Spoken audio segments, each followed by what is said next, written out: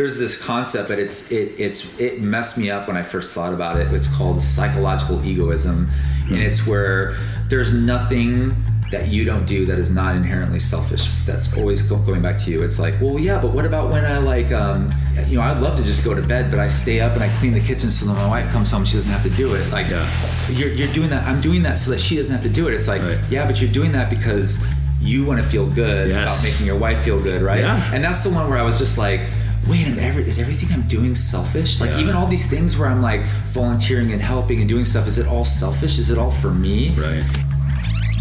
You have to look at the root reason why people are coming here too. It's like, you can beef up the border, we can come up with a framework, we can do all these things, but why do they come here? Like, they're coming here for a reason. Mm-hmm. And it's because the places that they're coming from they're war torn. They have corrupt governments. Of course. They have, cartels, like, basically running the show. And, and it's not a better life for their kids and for their family. And so it's funny, I have people in my life that are always like, God, kids are so distracted these days. They're driving around with their phones and all this other stuff. And I'm like, dude, I used to like go down the 101 to San Diego and I'd have one of those leather, whatever, CD Case Logics, and I'd be like driving with my knees, looking for the right song, sifting through like 20 CDs with like my MapQuest directions with like, and I'm like, oh, where do I take the next turn? Going through like the middle of LA. Yeah. It's like, no, dude, we were way worse than the kids are now. Like, yeah, totally. It's just like, everybody's fallible. I think it's stupid to worship a person or think a person is just like perfect in every way. Right. We're so fallible as people that it's like I hate when I see a statue of a person because I'm like, we don't know like what that person did. Like, yeah, you're celebrating him now, but like 20 years from now, it's like, oh, that guy was a slave owner and he did this, and it's like, and then you're taking the statue. It's a mess, Yeah.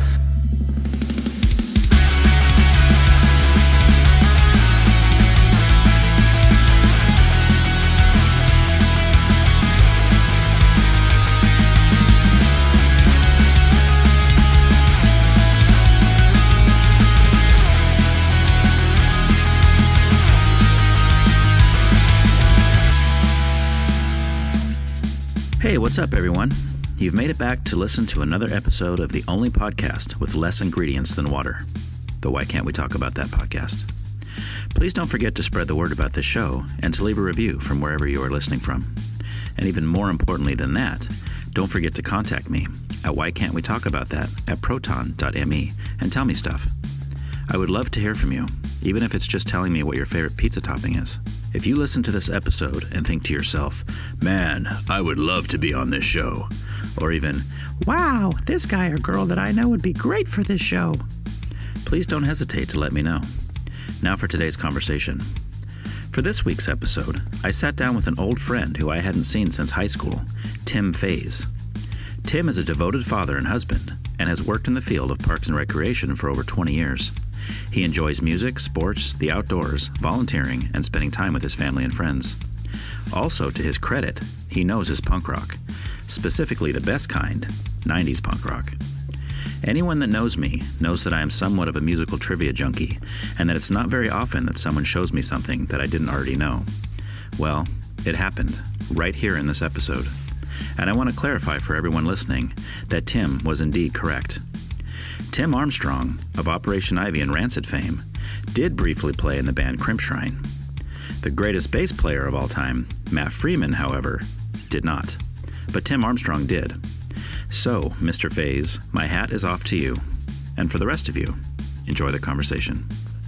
That's like guitar players. They have like the guitar they wrote this song on, and they like keep it in the right here somewhere. Oh yeah, this is the song I wrote, like some famous song. You're like, dude, you just throw that in like the dust at the back of a corner. Well, like you can even buy that now. Like they were auctioning off like Kurt Cobain's actual lyric sheets and stuff. Yeah, it's like, dude, or his cardigan. His cardigan really on the Unplugged went for like millions of dollars. Oh my I'm like, gosh. Oh my god, to have that kind of expendable income for just a piece of memorabilia. Yeah, I mean, it'd be kind of cool to have it, but at the same time, you're like, it's not worth like that much money for something. Maybe like if $1 million to me was like $10, then it wouldn't be a problem. But like, I just can't see spending that much money on something like that. That's true.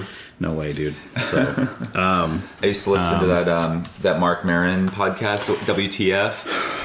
He's actually not a very good comedian in my opinion. Oh, he's a comedian. Yeah, okay. but he does really good interviews with people. Okay. He's very liberal too, by the way. So it's like it is very bent, but he's a comedian, so he just talks about mostly stuff like that. Maybe and if I saw his picture, I might recognize him. And he interviews other comedians too. Okay. But he does that too, where like the conversation starts in the middle of a story sometimes, and you're just like, and then the person he's interviewing is always like, when are you going to start this? And he's like, oh, we've been rolling for a half hour. And they're just like, oh, okay. Right. Because they're like, am I supposed to be saving these stories for the... And I've had people say that on here. They're like, when are we going to get started? It's like, we've been going. I've listened to a few of them. Okay. Especially the ones where I'm like, oh, I know that person. Yeah. I haven't heard from them since like the Chet Cooper one was the last one I listened to. And I was like, that guy was awesome. I loved that dude in high school, but... I have no clue what happened to him after that. Crazy stories. And then it made sense that like he was in the military, he wasn't doing social media, it wasn't easy to contact him, but he's actually on Facebook now, which is funny. Now. Yeah. Where's he living now? He's in Ohio, it said in the podcast. Ohio, that's right. Yeah, you're right. Yeah, in the same town as like Dave Chappelle or something. Yes. That's what I'm cracking up. It's funny, every town has some celebrity, like for us, like up in the in Arroyo Grande, like my kid plays basketball. Are you familiar with like you probably remember the 90s Bulls Jordans? Like that whole thing. Well, there's this guy Horace Grant. You remember Horace Grant? So isn't he from here? He lives like in the Arroyo Grande area. Like that's as big of a celebrity we have on the Central Coast. So like when he's walking around, and sometimes he wears his Bulls jersey that says Grant on the back. Oh really? And it's like, really, man? Like you're hitting it kind of hard on the nose. But it's like, but he's like the biggest thing, and he sticks out like a sore thumb. He's like 6'9", 6'10". Yeah, because he played for the Lakers too, didn't he? He played for the Lakers. He played for the Orlando Magic. He was all over the place. But he was a good basketball player. Oh, yeah. And so, like, you see a guy like that, and everybody's kind of like, oh, you can't not look at the dude, you know? Right. And you kind of feel bad for him at the same time, because you're like, I can't imagine walking around and not having any privacy. Oh, I would hate it. I would hate it. I've always said I wouldn't mind being rich. I would hate to be famous. Yeah. Hate to be famous. That's why I like the authors.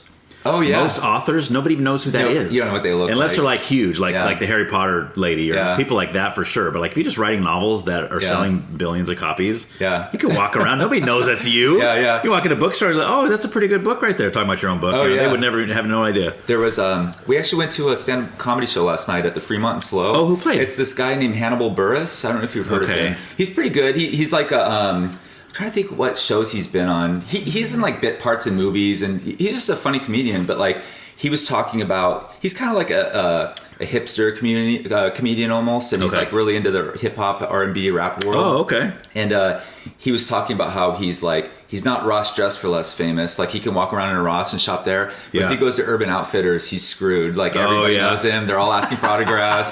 So it's like he's not like famous, but he knows his lane. Like if I go to this place, I might get my own little vibe. Is he black guy? He's a black guy. Okay. Yeah. We went to Fremont and saw Trey Kennedy, who's another stand-up comedian. Oh yeah. We were at that one a few months ago. So that's the first time I've been to Fremont since forever. This guy went forever. He did really? He did like 2 hours, and it was entertaining the whole time. But I was just like, towards the end, you could see some of the people were like, "This is a lot, man." Like, it's time for second dinner. What's going on here? Yeah, exactly. Oh my gosh, dude, that is a long set. Yeah, it really is. But I guess if you're laughing, it's worth it. He had 2 warm-up comics, and they both did like 10 minutes or 15 minutes. So they just got in and out, and then he was just like.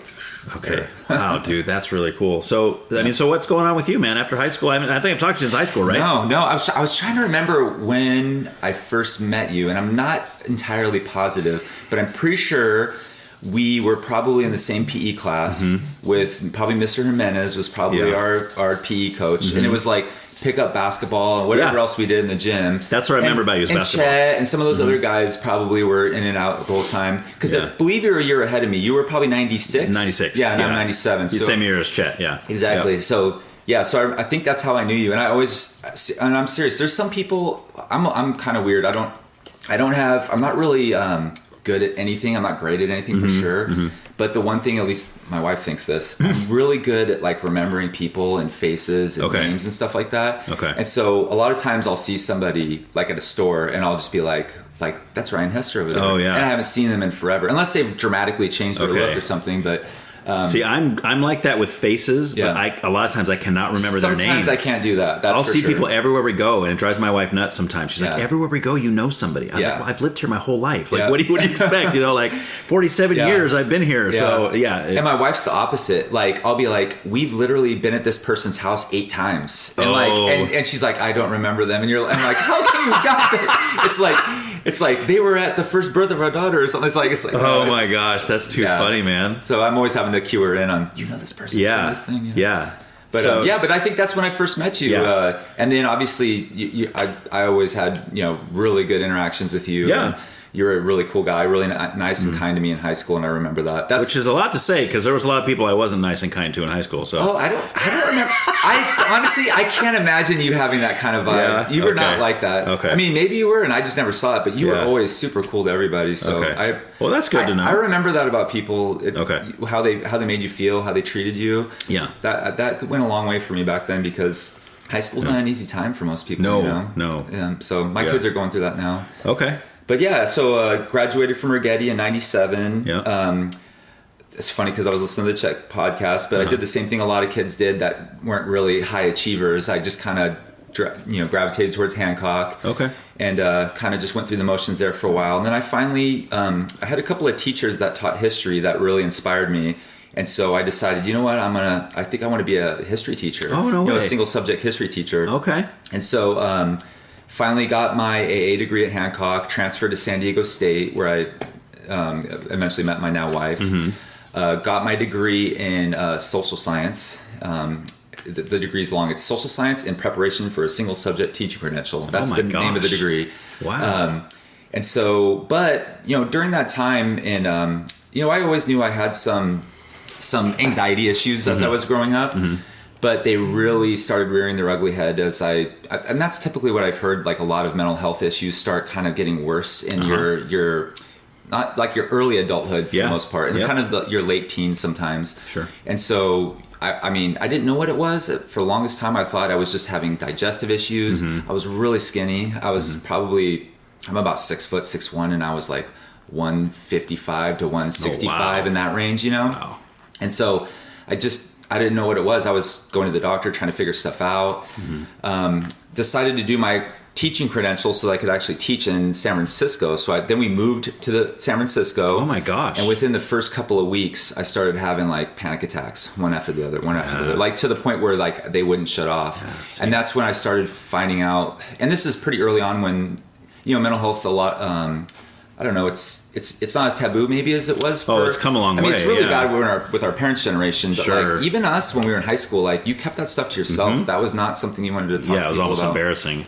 For sure. Yeah. And it still is hard for me to talk about, but I've gotten way better in the last 10 years. Okay. Because I know people that are going through it, and it's good for them to know that like it's common. It happens a lot more than you think. Yeah. And I went through all that too, just so you know. Oh, no way. Oh, big time. Yeah. Oh, yeah. I had it big time, and you're right. Just knowing someone else understands is a huge step. Yeah, it was rough. Because you feel like you're all alone. You're like, I'm the only one that's having these weird symptoms, and like I feel like I'm going nuts and all these things, And not only that, but because it's wreaking such havoc on you mentally, physically, everything else, like you're not in the right frame of mind to think clearly about anything, honestly. Right. You're just trying to survive, Sure. And it literally feels like, I don't know if you've had like a full blown panic attack before. I had panic so it's like you literally feel like you're gonna die, even though there's nothing wrong with you physically. Like if somebody was to check your heart rate and everything, you're fine. And they did. I was in and out of ER. Something's wrong with my heart. Something's wrong with my brain. Something's wrong with something. And they're like, "You're fine." I'm like, "I'm not fine." Yeah, it's like I hated to hear that, even though I didn't want something to be wrong with me. But I kind of did because I knew it was, And one of the reasons I found out was, I had one. It's literally like the first week of school, and it's a pretty intense program. Like you can't even barely work a job while you're doing this. You're full time in school, basically. This is when you're going for your teaching my credential? teaching credential, yeah. And so I started having these full blown panic attacks one after the other. I have to go to the on campus nurse or medical facility, whatever they had.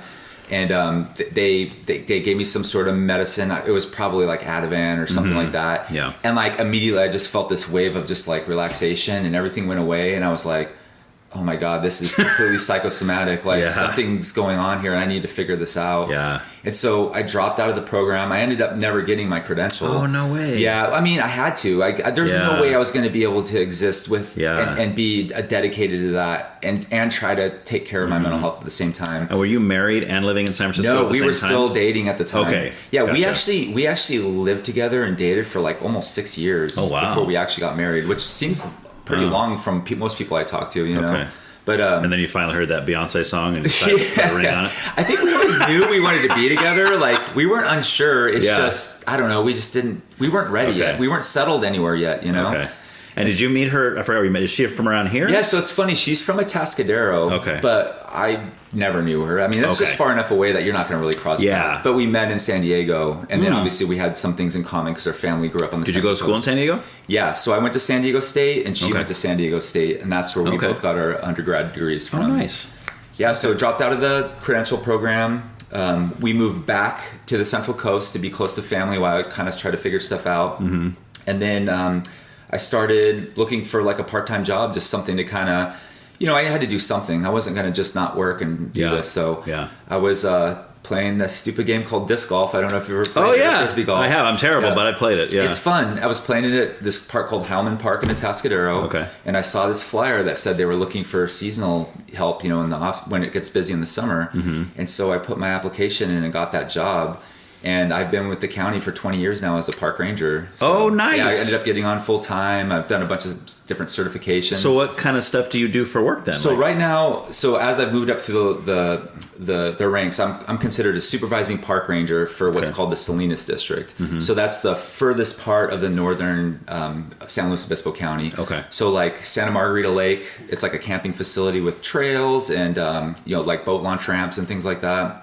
I take care of a lot of community parks, like something like Waller Park, you know, in Santa Maria. Yeah. It's got disc golf courses, tennis courts, just passive recreation, like just grass areas and trails. Okay. And so if it happens in a park, we manage it. So we'll do electrical, plumbing, landscaping. We're not peace officers, thankfully. I don't really feel like I fit in well with like carrying a firearm and all that kind of stuff, but I do like being able to just talk to people and try to use tact to get them to comply with certain things, you know, dog off leash, things like that. Okay. So you try it first, but have you ever, I'm sure you've had to call the cops before. Oh, yeah. If somebody's if they tell me to, you know, go take a hike, then I'm like, I'm going to have somebody else come here and Or do you ever have to like break up, like not break up, but like other people fighting with each other? You know what? Thankfully, I haven't had too many. We've had a couple of weird gang things at Lopez Lake when I used to work there. Okay.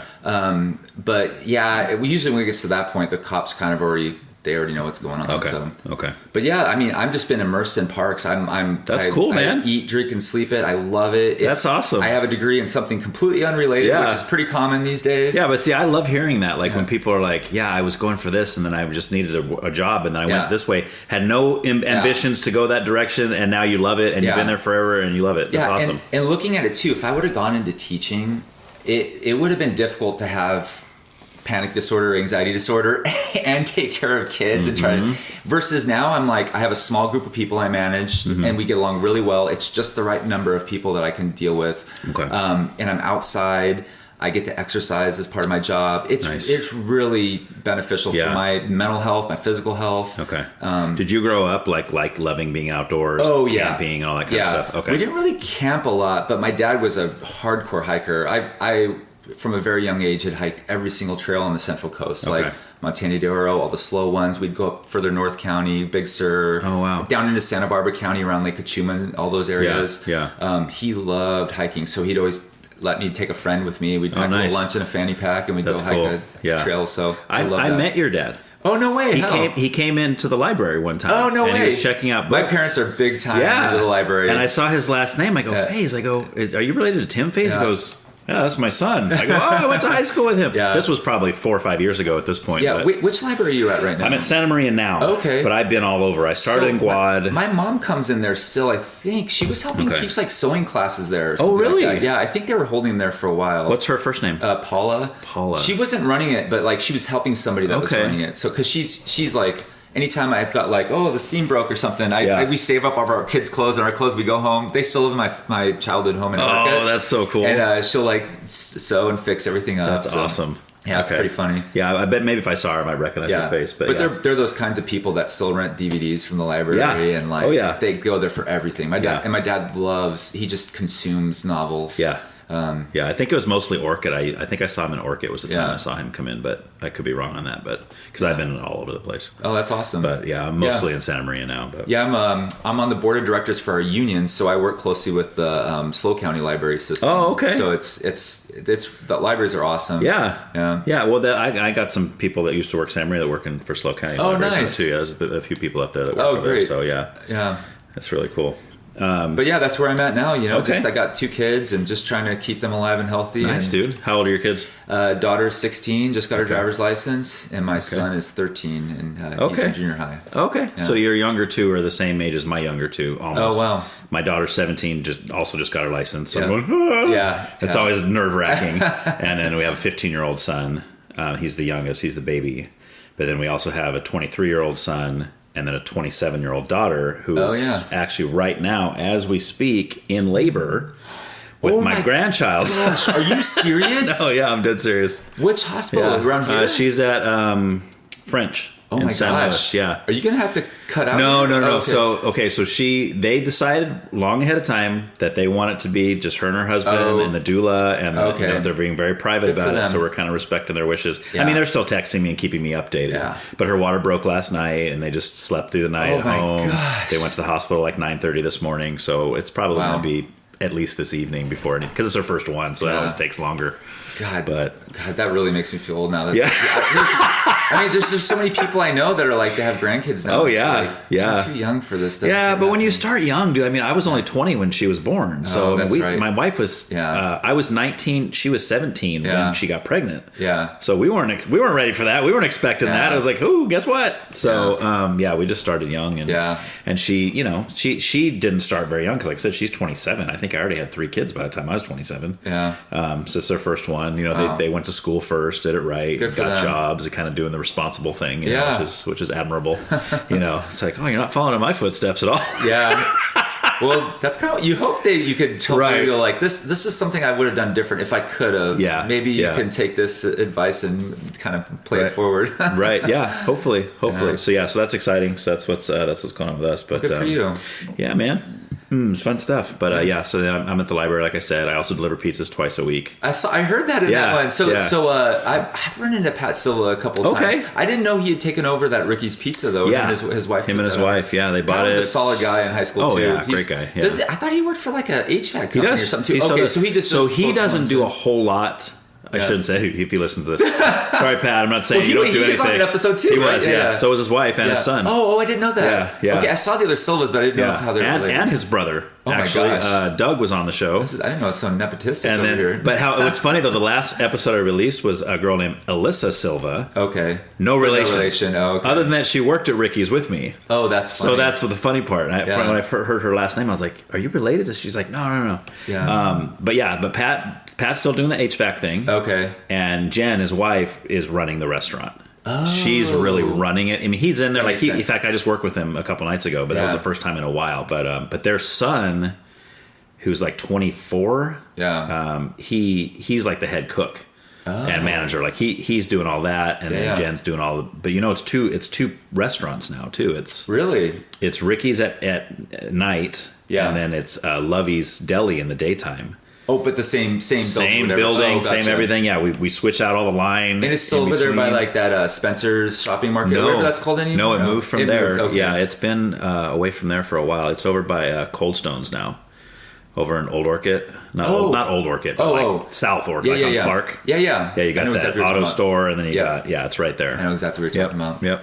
Yeah, that shopping center's changed a lot over the years. Oh, dude, everything's changed so much. I miss the bowling alley. Yeah, right? Me too, man. I grew up in that bowling alley. That was it's hard when you take away things that, give kids something to do. Although we did, last time I was there with my son, there's that little, that gully on Bradley where there's Torker. I took the Torker and I'm like, this is not the Torker I remember. No. This place is completely different than it was. Yeah. I mean, it was very built out and dialed in, and it was fun. There was some stuff where I was like, we're not going on this one, buddy. Like, well, what was the one? It was a suicide Torker, like was the one that's like, only the brave do that. Well, and then there was that ditch where everybody would throw like washers and dryers and water heaters into it right next to it. Yeah. It was just that was a cool place to be a kid. It was. Nobody was out there watching you. And that was like our Sandlot over there. You know, for sure. That was like the growing up days. You know, that's awesome. Yeah, for sure. So cool, man.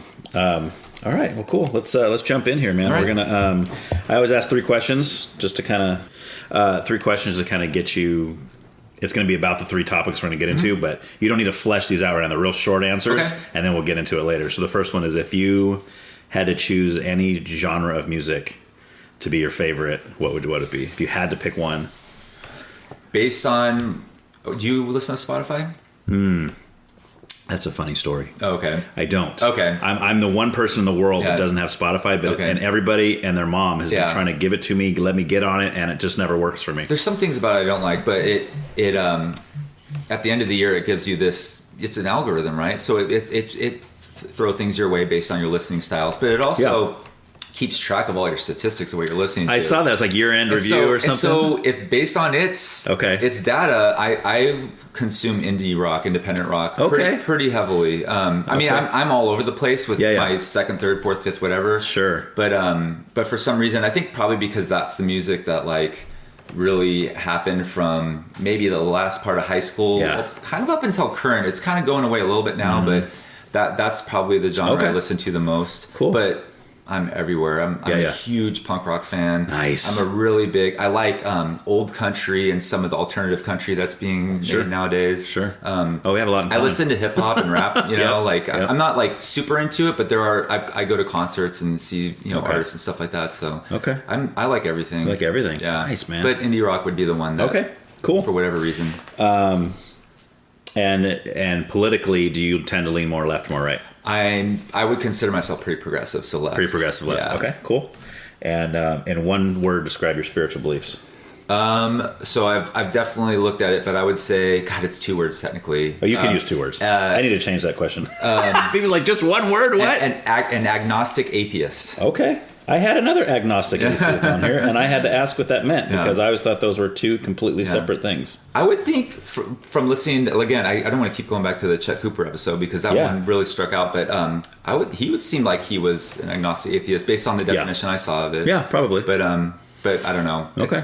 Yeah. Well, I guess I should say maybe I've had lots of agnostic atheists on here. Yeah. But I've only had one other person who identified themselves as that. Okay. Like they literally said, "I am an agnostic atheist." And I'm like, what in the world? That's like, what does that mean? And I would probably also say it as I am an agnostic atheist right now. Right. Because I mean, we could get into it later when we get to that part. Yeah. But obviously, I have a journey that goes back to the day I was born till now. Sure. Where I've been all over the place. Yeah. So it evolves. Yeah. Very cool, man. Oh, dude. Okay, this is gonna be fun. All right. Well, starting to get into music, I definitely want to get into some of the things you just said because we're in line with a lot of that. I agree with you on a lot of that stuff. But I like to go back to like the first time you ever remember enjoying music. Yeah. Like as early as you can remember. Well, probably. So my parents had a lot of records, like literally the physical LPs, the vinyl. Mm-hmm. And so, I don't really remember listening to those, but I do remember going on road trips on them when I was really young.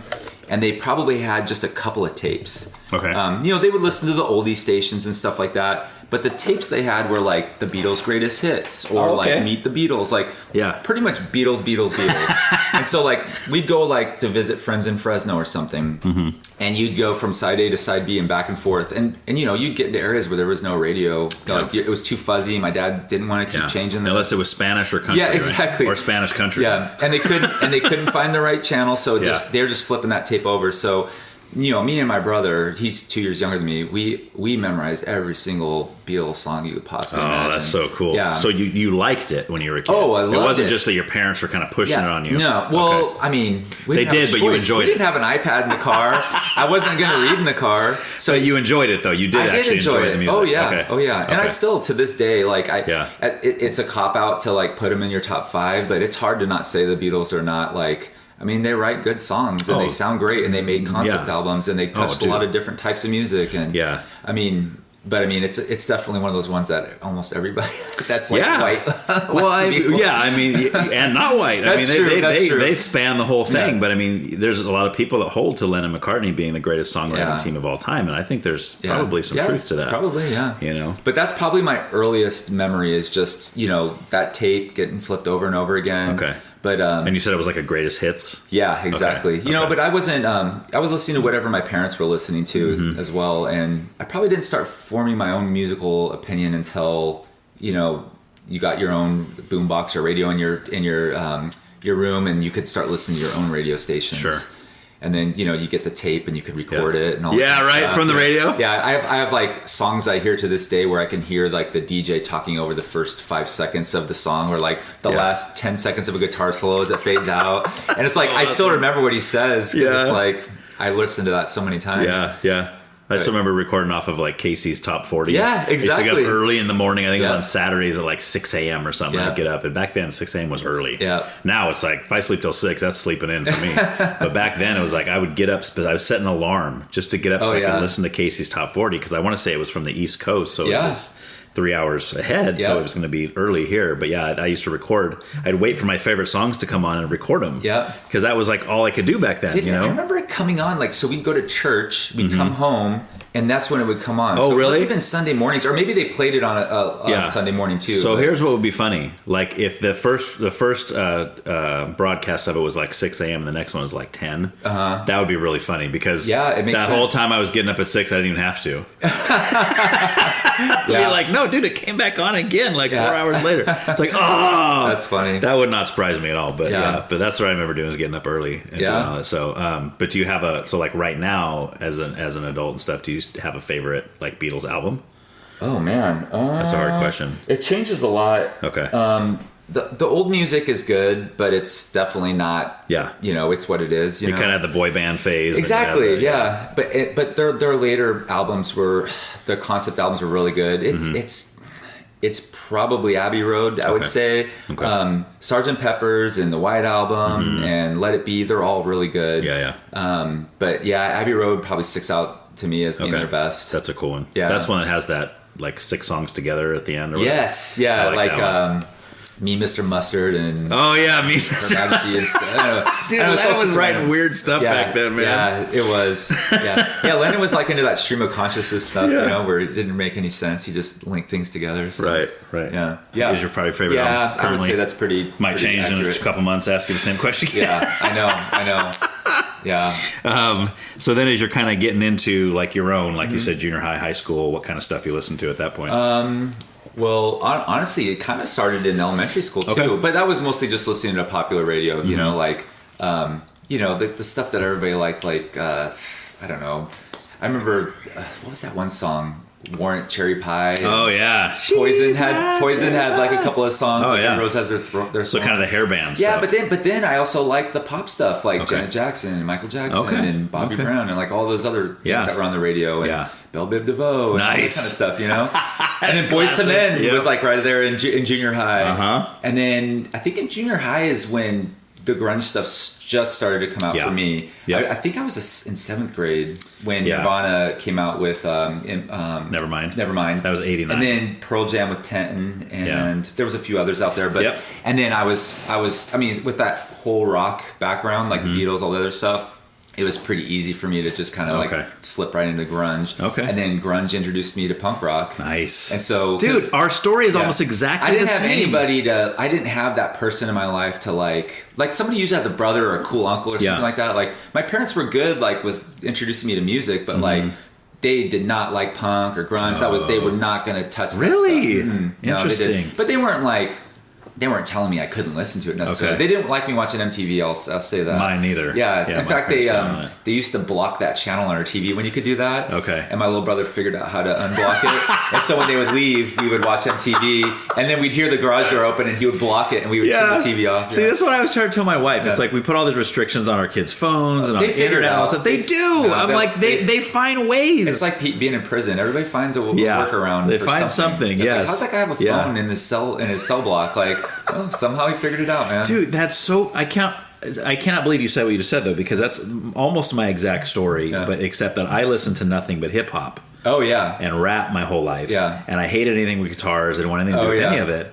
And then, but it was when the early 90s hit, with the Nirvana and Alice in Chains and Pearl Jam and all that, it was like, oh, my gosh. Yeah. And then that also led me into punk because I saw... Pearl Jam play. Chet was at the show. Oh yeah. We might have talked about it in an episode. Bad Religion. Bad Religion opened for him, and I was like, oh my gosh, hello. Yeah. So that was it for me after that. Yeah, I've seen Bad Religion. I don't even know how many times. Concert. Yeah. I've only seen them twice. Yeah, but they're great. Yeah, their lineup changes a lot too, but yeah, but it's the same. A lot of the same core guys. Yeah, you know, for sure. That guy from Minor Threat's been playing with them for a long time now. Yes, I think the Gray Race is when that's when he joined in. Yeah, that makes sense. Yeah, so it's been the same for a while. But if you're talking about like the heyday, exactly, the early stuff. Yeah. So what? First of all, I don't want to get to punk yet. Oh yeah. That's like what's some of the grunge stuff you mentioned? Oh Pearl my Jam, gosh, yeah. Nirvana. So early it was like let's see, it would have been Pearl Jam, Nirvana. Soundgarden kind of, even though they were there, they didn't really get popular until a little bit later. I think it was in high school by the time. Not until Super Unknown came out. When that came out is when they were, but they were like part of that crew. Like I didn't really get into Temple of the Dog until later. That was kind of okay. Yeah. Alice in Chains I didn't get at first, but I did a little later on. And I liked them a lot. Yeah, that's probably my favorite one. And then it wasn't that long until everything on the radio was grunge. Like you had like Silverchair and all these other like Silverchair. I mean, there was a lot of little ones that had one-hit wonders that were like kind of rip-offs of it. But yeah, I mean, I liked it all. I'm trying to think of if there's anybody else, but I was fully into that whole grunge thing. I mean, if it was on the radio, I probably liked it. Yeah. You know? What about Stone Temple Pilots? Oh yeah, I like them too. I like them a lot. Yeah. That was like the only one that wasn't from Seattle. Yeah, I had those were some of my first tapes. I had Core, and I had what's the one with like the little Chinese baby riding a dragon thing? So, so it's called Purple, supposedly, but it says Purple nowhere on it anywhere. Yeah. And we used to argue about it when we were kids. Like, what is the name of this album? It's Purple. Where does it say Purple? And we say, oh, see that little Chinese symbol right there? That must mean purple. Yeah. It doesn't. Yeah. I looked it up as an adult. I was like, that doesn't mean purple. Why is this called Purple? That's funny. Oh, so I had those two, and I had Siamese Dream. I had the Smashing Pumpkins first Pumpkins. album. Nice. I had Pearl Jam 10. I had Nirvana. Nevermind. Yeah. I think what other tapes I had that were grunge, but I mean, you hit all the main ones. Yeah, as far as grunge goes. And I mean, you could. I remember some of those albums. I'm surprised you can't wear a tape out. You know? Yeah. You can. It's not like with Spotify where you can just look stuff up and it's the world is your oyster. Right. It was like I'm listening to this tape over and over again all week long and just consuming every little tiny sound and word and everything and reading the liner notes and finding about new bands and I was into all that kind of stuff. See, and that's beautiful because kids today don't get that. I know, but part of me they wonders, know one like, song, two songs. Like I feel like every generation has that problem, right? Like my parents was like, oh, look at this, look at the beautiful album art on this record and everything's so legible and there's two sides and it's tangible. And then by the time it went to the tape and the CD, it was downsizing and small and not as accessible. So they thought we were like, you know, kind of like, I feel so bad that you weren't able to experience the record, you know? And now I'm like, I feel so bad they're not able to, but they're like looking at us going like, dude, I could just be like, hey, I feel like listening to Bad Religion, dude, and it comes on, you know? Right there. And it's like, for us, it would be like, dude, I got to find somebody that's got that so I can either like burn a CD or tape his tape or borrow it from them or well, especially when you got into some of the more underground kind of punk stuff that you couldn't get at Warehouse or Sam Goody, right? Yeah, you could get Bad Religion there because they were on a major, but you couldn't really get some of that other stuff on there. Yeah, speaking of the library, when I was, it was maybe the internet wasn't very popular yet, but I would go to the library and check out a ton of CDs and I would burn them. I would just be like, I got so many interesting albums that I wouldn't, you know, if you see something, you have to make a commitment. If you're going to spend $15-$20 on a CD, like you want to make sure it's got at least two good songs on it. Right. And so like at the library, you're just like, I've heard of these guys. I'm going to just check it out. Yeah. And it's all of a sudden it's like, wow, I think this is my new favorite band. Yeah. Like, I used to do that too. Was garbage and I'm taking it back. You can have this back. I want my money back for the free checkout. I used to do the same thing. I used to go to the library all the time, get all these stuff. And I would sometimes, I still do this today because I get a lot of my music from thrift stores and stuff. Yeah. Because now getting CDs is nice because you go to thrift stores, it's like $1.50. I know. Isn't that crazy? Some of it, and sometimes I'm like, dude, this is like, I found stuff in thrift stores that is out of print, and they don't know it. And it's like, dude, this is like going for like $100 on eBay right now. It's like I don't sell it. I just buy it for $1 and I bring it home just so I have it.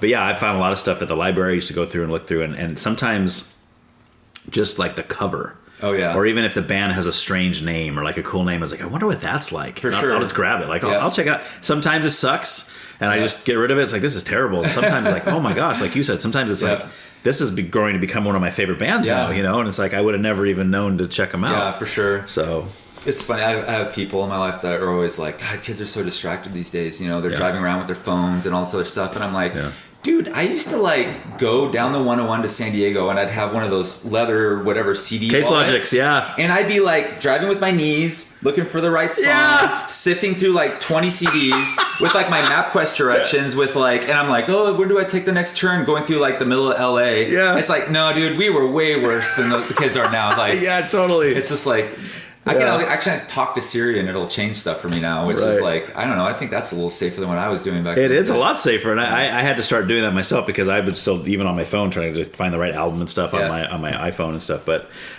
when I lived in San Diego, which is the only time I didn't live here. Oh, I didn't know you lived there too. I lived in San Diego when Ramona. Do you know where Ramona is? I know exactly where Ramona is. Farmer town up on the hill. Yeah. So when I met, like I told you, when I first met Bethany, my wife, she lived in Napomo. She was 15. I was 18. Okay.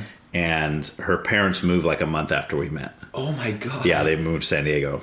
I found out later part of it was because of me. That makes sense. So as the great guy that I am, I followed her over there. Yeah. You know, much to the chagrin of her parents. So I ended up moving there with Brian Sowers. Oh, I know Brian Sowers. Brian Sowers? I played basketball with him a little bit. He was a baseball player too, I think. More of a baseball player than a basketball player. But yeah, he did play basketball too. Yeah. He was like my best friend in high school. So we moved up there together. And mainly so I could be near Bethany. But he was like, I want to get out of Santa Maria. I want to go spread my wings and do something cool down here. And we had a good time down there for a long time. And he ended up kind of getting burnt out. He ended up coming back here. Yeah. And then I was kind of stuck trying to pay the apartment. By yourself. And I couldn't afford it, which is so funny because, dude, get this. The rent. You're not going to believe this. 2-bedroom apartment in Ramona in 1996. $475. Oh my gosh! I had a slightly bigger room than him, so I paid $250 and he paid $225. Yeah, but then what was minimum wage back then? It was like $5 or something. Yeah, it wasn't much. That's the other thing I always try to remember. It's like I look at what my parents' mortgage was when they first bought their house. Yeah. And it's like, I'm like, this is ridiculous, you guys. And my dad's like, and we were freaking out on our first mortgage, first year of mortgage payments. And I'm just like, how? And it's like, we made a lot less than, Yeah, it's like, our first house cost us $10,000. Yeah. What? You can't buy a car for that now. I know. It's crazy. But when I was living down there, I had a big Case Logic too that was just full, because I was full on in the punk thing at that point. All the 90s punk, I had all of it. And it was all in there. It was like a 100 case thing. And I left it. I used to leave it in my truck. Yeah. And one morning I come down, my window's broken. Oh no, dude! That's taking your whole life right there. Dude, I was so upset, dude. They jacked my deck. They took my CD player deck out. Yeah. But the main thing I was mad about is they took that whole Case Logic. Yeah, and I was just like that's like years of and many hours of compiling that thing. Yeah. And I've got it all back. So just so you know. I have replaced every CD that I lost in there. That's amazing. Think everyone. I think at this point. That's funny. I was like, I kind of laughed about it because I thought to myself, what if those guys were like hip hop guys or country guys or something, and they get this punk rock and like this sucks. And I'm like, way to go, man! You stole 100 CDs you don't even like. Just like take that. Yeah, that's true. But but that's you mentioned Case Logic. I was like, I just do the same thing. Dude, driving down the freeway. All right, what do I got? Yeah. So what kind of what was the first band to get you into punk? Do you remember? Yeah, actually, okay, so it's weird. I don't know for sure. I know the first album that I bought was Rancid's and Out Come the Wolves. Oh, such a great album. For some reason, that one spoke to me because, but I was listening to punk before that. I was running cross country at Rigetti. You remember Jonathan Pangburn? He was pretty out there guy. I still talk to him sometimes, not often, but he was into some out there stuff for us. He was listening to Dead Kennedys and Minor Threat, some of these the 80s punk rock, really old punk that nobody in our school knew about. There was a handful of people probably. And so I remember getting exposed to that, and it was a little bit too much for me almost, where I was like, you kind of need that gateway drug, whatever that's in between. And Rancid was a little ska. I was getting into ska too. I liked the Aquabats because they were funny, and Skank and Pickle and all those types of things. Skank and Pickle, dude! Oh my gosh! I got into There's a name I haven't heard in forever. I was really into ska first, actually, probably a little bit more, just because I liked that reggae element of it. It made it a little bit easier for me to consume. For sure. And then Rancid they were weird because they were ska, and then they're like street punk. Oh, yeah. It's like Yeah. they're kind of, it's really weird if you think about how that works. Yeah, well, that Outcome the Wolves album is very ska. Yeah. Very cool in that. You But the listen to songs their first are album, like, it's like... I don't want to say they're poppy either, but they're like, there's almost not even a bad song on that album. No, that's... kind of crazy. It's not a popular opinion. Yeah. That, to me, that's my favorite Rancid album. Yeah, hands down. It is mine too. People say, oh, well, that's the one where they sold out and they had songs on MTV. I said, well, that's because there were great songs on Yeah. it. I like all of it. And the album is about selling out. That's what it's called. Outcomes the Wolves. Right. It's about all these record labels, the Wolves, coming out Yeah. because of the success of Let's Go, their album before that. Yep. And then them deciding to go with the small label, Epitaph. Yeah. And being like, you know what? Like, yeah, we're big, but we're still going to stay with, people we know. That's so awesome. Yeah. So cool. But yeah, that was probably one of the first ones. But then, and then it just went from there, like, it's just like what we were saying, you read the label, what do you call it? The liner notes. Yeah. And you start seeing bands that they're thanking and stuff. Oh, yeah. I wonder who that is. And then you see Bad Religion. Oh, it's Tim Armstrong sang on a Bad Religion song. Like, they must be good too, television, yeah. And then, I think he was on your podcast. Was Ryan Snyder on your podcast? Ryan Schneider, yeah. Him and Johnny Holman. I don't know if you know, Johnny just passed recently. I don't know what happened, but it's not my business. But I remember those guys, I think they had like a Bad Religion t-shirt at school one day, and we were playing hacky sack. Yeah. And I was just like, you see, and at the time I was kind of still struggling with my faith. I was still I had a foot in the church, you know? Okay. And so you see a shirt like that and you're like, holy crap. Yeah. Like literally. You guys are wearing that in high school. Like, it's like, and they were both nice guys. It's not like they were dudes that were like, beating people up and taking their lunch money or anything. They were mellow. And so, but then you listen to the music and you're just like, yeah, okay, I get it, Yeah. But yeah, it went from there. I consumed a lot of the Epitaph bands initially because that was what I knew. Well, then you could get those Punkorama comps that had all the songs on there, right? Those, yeah, that was a good way to hear new bands. Yep. And then I started somehow. I don't remember what was the band that got me into Fat Records. It wasn't NoFX, but it was somebody else. Propaganda? No, I actually never got into Propaganda. I like them, but I just never. It's funny. Their bass player started a rock band. The Weak Events. I like them a lot. Oh, they were way mellow. Yeah. They're not. That sounds nothing like Propaganda. They're not punk. They're more indie. Yeah, for sure. Yeah. And like I said, indie. Yeah, it's great stuff. But yeah. when you're like, oh, this is the bass player and sometimes singer from Propaganda. Here's this new band. You're expecting something like hardcore, and it's like, what is this? And his voice sounds like I don't know. Yeah, he's really emotional. And well, even the emo. Weak.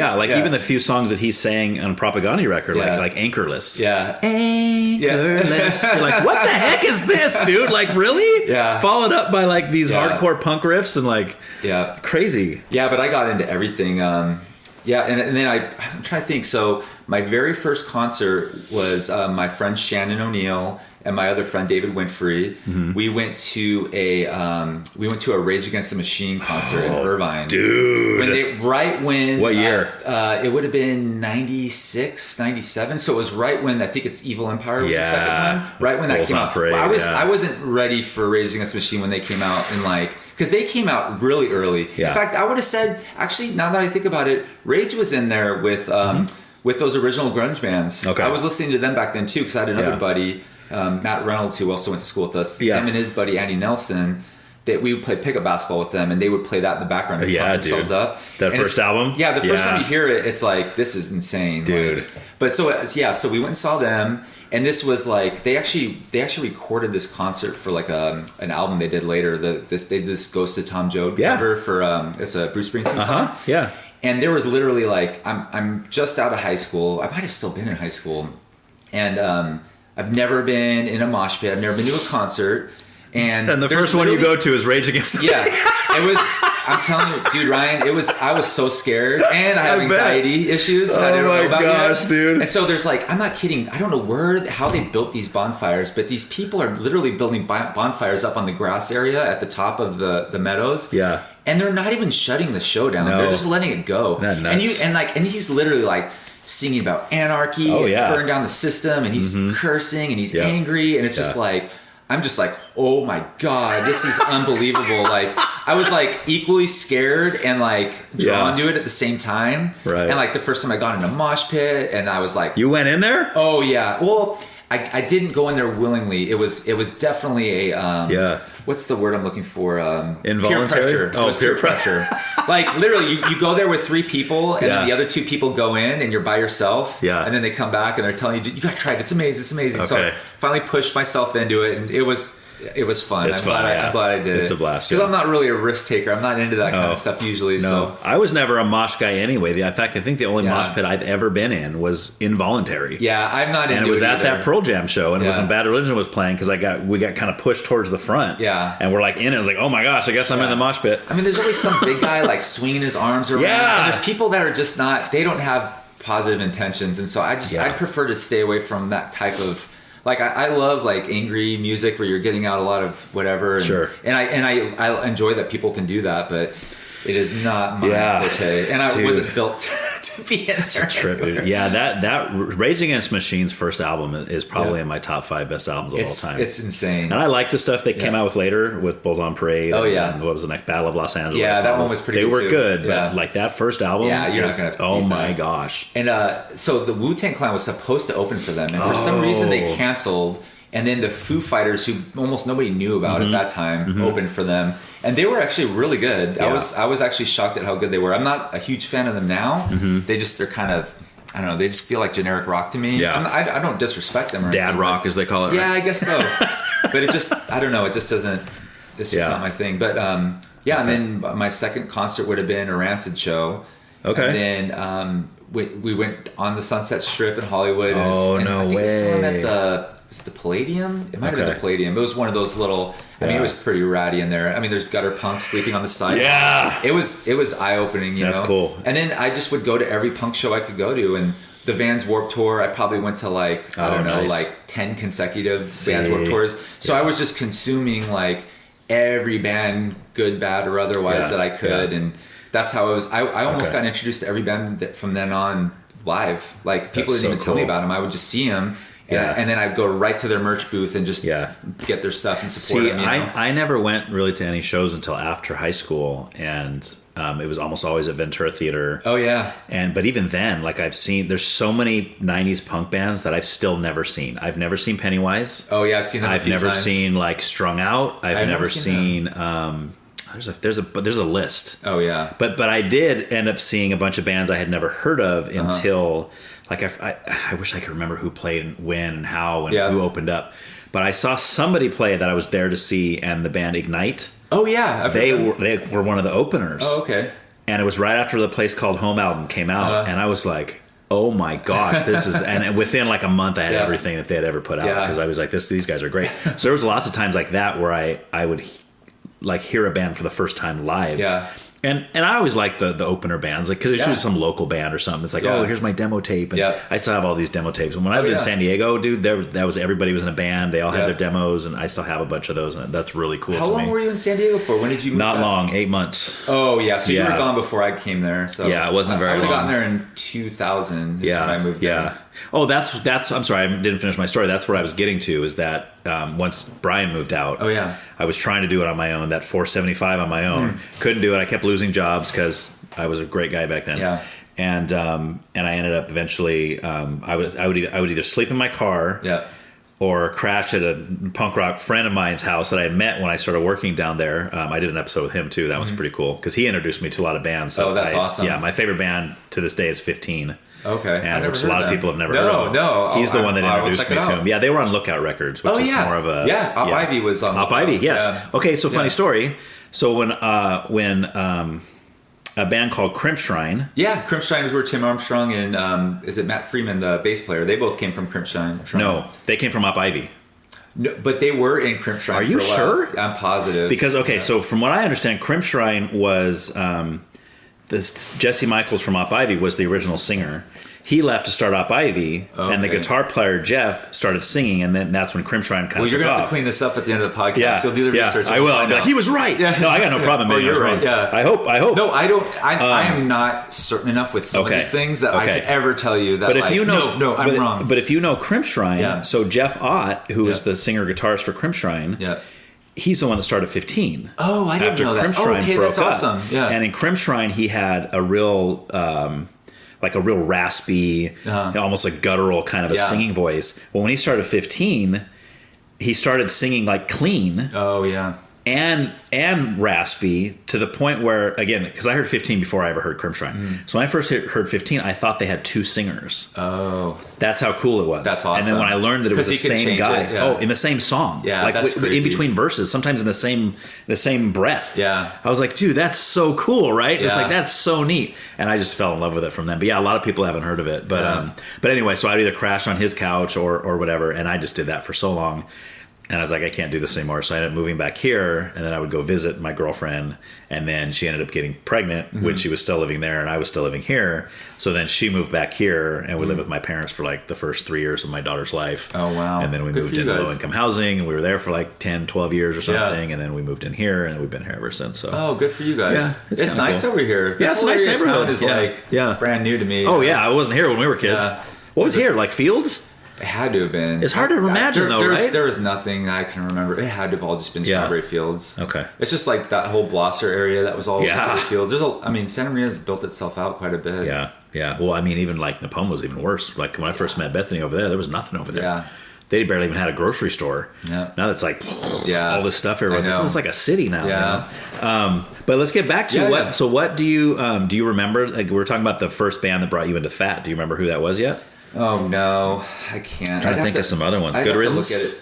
I like Good Riddance for sure. No Use for a Name. I like No Use for a Name. What's some other ones? Strung Out. We already mentioned. Yeah. I mean, there's a bunch of them. There's so a bunch, many. dude. Yeah. Tilt. But I mean, Mad obviously. Caddies. Mad Caddies I liked. I actually saw them a couple times too because they were just from like the Goleta area. They're from Solvang. Oh yeah, that's right. Yeah. And then they were ska too, so I was always into the ska stuff. That's such a great band. Yeah, they still play. I still see them popping around. They just played Solvang like last year. I didn't get to go. Yeah. Some of my friends went. I've seen so many bands, punk bands and ska bands, and I still have never seen them, and they're just like right here. And I have seen them. That's funny. That's one of the ones I've seen that you haven't. Yeah. But you probably have a lot more that you've seen that I haven't. Maybe, I don't know. I actually saw Mad Caddies on the Fat Tour. Oh, that's I think it was Mad Caddies, No Use for a Name, Good Riddance maybe. Yeah. But yeah, I played at Ventura Theater. Yeah. But obviously I ended up getting turned on to No Effects, but it was a little later, and I saw them a bunch of times. They're great. At first I didn't get them, but and then I started really getting them, and I realized what good musicians they were and everything like that. And what's the first you heard from them? Do you remember? Like what brought you in?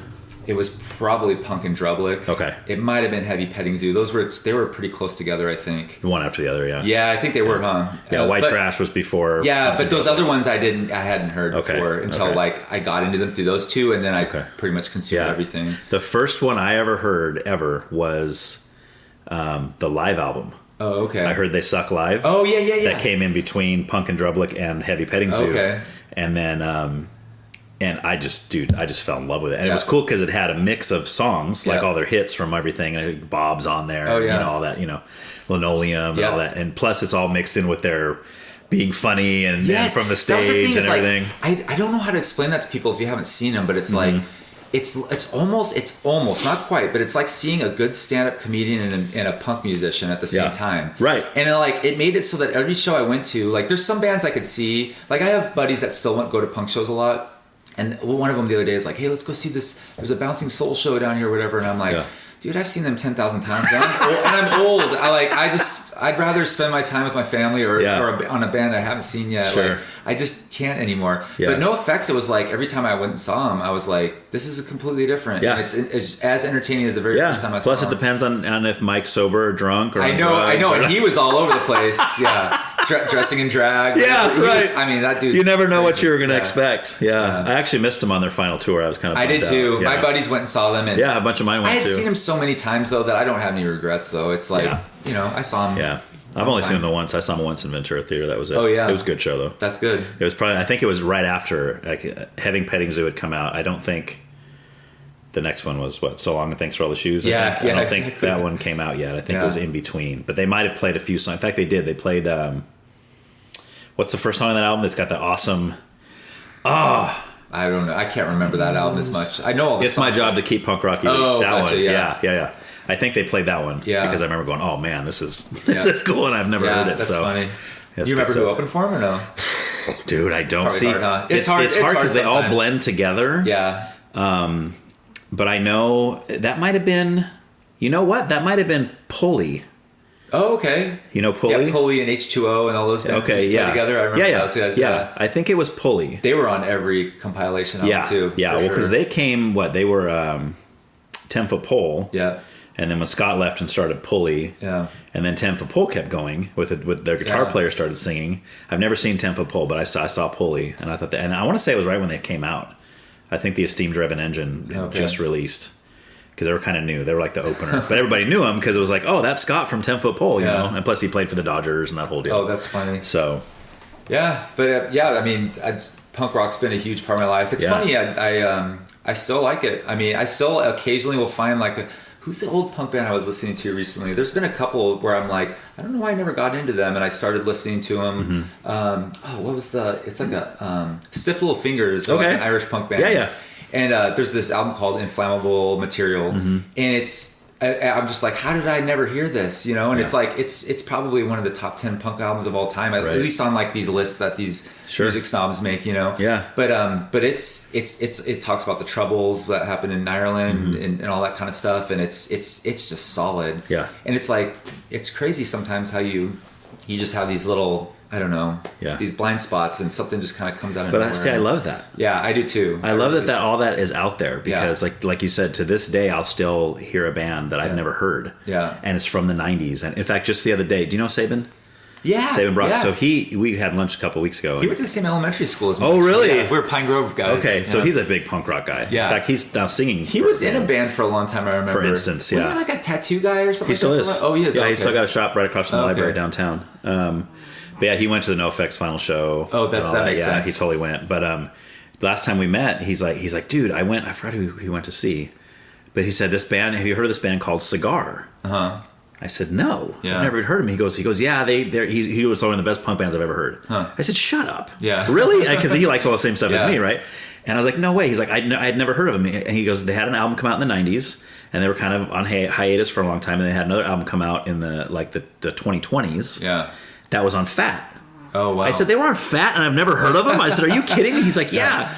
So anyway, I went and bought the 2 albums that they had out, and I've been rocking it this week, and I'm going, dude, this is good. Yeah. It sounds like, it reminds me of like a mix between Pulley, which is funny because I just mentioned them, and have you heard of Zero Down? It sounds familiar, but I wouldn't be able to. So Jim Cherry, who was the guitarist, he's now dead, but he was the guitarist for Strung Out. Oh, okay. So he started Zero Down, I think while he was still in Strung Out. But he was the vocalist and the guitar player for Zero Down. Yeah. So it sounds like Strung Out, but with a different vocalist. Oh, that's pretty cool. Anyway, I think the vocalist from Cigar sounds like Jim Cherry. Okay. Personally, but anyway, my point is like, here's this band that put a great album out in like '95. Yeah. That I've never heard before, and then a friend of mine introduced me to it. It's like, okay, this is cool. It sounds just like the '90s punk that I love so much, and I'm just now hearing it for the first time. Yep. So it gives me something new to start rotating as opposed to listening to the same stuff I'm always listening to. That's funny. Yeah. Oh, I remember who it is now. Oh, good. It was, I don't even know if they were on Fat. The Swingin' Utters, were they on Fat? They were. Okay, that was my gateway. Okay. For sure. Nice. I love them. I still have a bunch of their albums. Yeah, so. I love them too. Yeah. Well, so it was probably, was it The Next in Line? Yeah, that was the one that starts off kind of like slow. Yeah. That was on the compilation album. That was the song that was on there. Yeah. I'm trying to think if there was another album. Yeah, that was the one. That was the song. That was the first song I ever heard by them, Yeah. It was probably like, what do they call like fat music for fat people? Or whatever. Yeah. Survival of the fattest. Yeah, they always had different, survival of the fattest. Yeah. There's a bunch of them. Physical fatness. Yep. Yeah. I mean, it makes sense that they did stuff like that. Yeah, that was the first one I heard was Survival of the Fattest, and that was my first, other than NoFX, because NoFX was the band that got me into, because like again, back to the Punkorama comps, bunch of NoFX songs on there, and I was like, oh, cool, you know, I had already heard the live album, but then I started listening to those, and I was like, oh, this guy owns a record label. Yeah. So then somewhere, I think down in San Diego, maybe I'd gotten the Survival of the Fattest, which was like $2 or something for this comp. It's got like 15 songs on it, and that was my first this is the first time I heard Nation States by Propagandhi and Firecracker by Strung Out. I was like, oh my gosh, this is awesome. I listened to some interview, it must have been on YouTube or something, with Fat Mike, and he was saying something about how it's kind of a brilliant marketing idea for such a small business that he ran, but like they basically, from what I remember, they put those things out at a major loss. Yeah. Like they were just giving free CDs out with all the printing and everything on it. Yeah. And they knew it would be good marketing, or they hoped it would be good marketing, and it ended up like that was the gateway for kids to go to shows, and they started buying those people's albums, and it really paid dividends from that line. Because you hear bands you would have never heard before, like, oh, I want to get their album. Well, now you're going on the mailing order, and you're spending $10-12 on the CD. And it makes sense because you're not going to hear them on the radio. There was no way for them to promote themselves unless you saw them in person. So he had to distribute it for free, or really, I remember you could buy them in the UCD bin for like $1 sometimes because there were so many of them. Which is kind of messed up that they were still trying to sell them when they were giving them away for free. It's like what, like the warehouse is getting some money. Trying to make money. Which of course the punk rock scene's like, dude, that's what we're going against. You know, so funny, man. So, all right, cool. Let's do. All right, let's end out the this with. Well, we're probably gonna go a little more with this, but can you give me like your top 5 favorite bands, artists, singers? So the weird thing with punk is I don't even have any of them in my top 5. Okay. I mean, interesting. It would be probably my 3rd favorite form of music, maybe. Okay. But there's just so many bands that I don't. Maybe I'm just too. I don't even know if my top 5 is even very reflective. I think it changes a lot, over the years. Sometimes I'm a prisoner of the moment. It's what I like right now. Sure. Because that's the thing. Like, I went through a phase where I was obsessed with Led Zeppelin, Pink Floyd, the Beatles, all the Doors, like. And you could just consume like a 10-year catalog of music within like a year, And I don't listen to them obviously as much because it's so played out now. I've just heard it all the time, and it's always on the radio. But it's funny, my son's starting to get into Pink Floyd. He's got like Pink Floyd socks and a shirt. Really? Yeah, he's kind of funny. And he's what, 13 you said? Yeah, he's 13. Oh, funny. Yeah. And so I started listening to it again, and I'm like, these guys are great. Oh, but, unique, one of a kind. Yeah. Nobody sounds like them. But my favorite band of all time is pretty close. It's between 2 bands. There's this band called Belle and Sebastian. They're from Scotland. Belle and Sebastian? Yeah, Belle and Sebastian. Okay. I think they named themselves. They're a Scottish act. I think they named themselves after a French kids cartoon. Oh, okay. So nice, for whatever reason. So I'm trying to think of how I was introduced to them. It was probably if you've listened to like a Wes Anderson movie or watched a Wes Anderson movie, like The Life Aquatic, or I never saw Rocket, that one. or what's another one? I saw Moonrise. I saw Royal Tenenbaums. Saw Moonrise Kingdom. He used a lot of one of my favorite artists, not top 5, Elliott Smith. Okay. He used some Belle and Sebastian. He likes, they're very indie chamber pop, precious type music. They're like the singer is very vulnerable, and he sings about things that really resonated with me, especially when it came to mental health issues. And it was acoustic. It was easy to listen to, but it also had a little bit of an edge to it if you really listen to it closely. And it's just, the songs are just unbelievable. They really are. They're one of those bands where like some of their albums, you're like, there's just no skips. There's just not. And are you still talking about Belle and Sebastian? Yeah. Okay. Yeah, I've seen them. I don't know how many times in concert. At least 3 or 4 times probably. And they're Scottish. They're Scottish. Yeah. Are they like still in Scotland, or are they live here now? Yeah. Okay. Yeah, they're there. Yeah, and they go on tour every once in a while. They're on tour in Europe right now. I don't think they have one planned for here. Okay. But I would go see them if they came anywhere close by. Nice. But they're excellent. Just. Okay. I've never gotten sick of them. I'm gonna have to check them out. I like when people mention bands I've never heard of. And I will say their last few albums, they're still making music, are not strong. Okay. Unfortunately. So if I'm going to start 10 straight years of just good solid stuff. albums. So if I was going to start somewhere, where do you think I should start album wise? I would probably, I think most people think their best album is called If You're Feeling Sinister. Okay. It's like a red colored album. And it's solid. It's mostly just acoustic guitar, piano, bass, drums, singing. So every once in a while they'll have some horn sections on the background. Oh, nice. Some strings every once in a while. But it's really it's beautiful music. I really enjoy it. Cool. But that would be that's probably their most seminal album that most critics would point to as being their best. Okay. Yeah. And then the second band, believe it or not, is the Grateful Dead. Nice. Okay. I am a Deadhead. You're a Deadhead. Yeah, I'm not a stoner. I don't do LSD.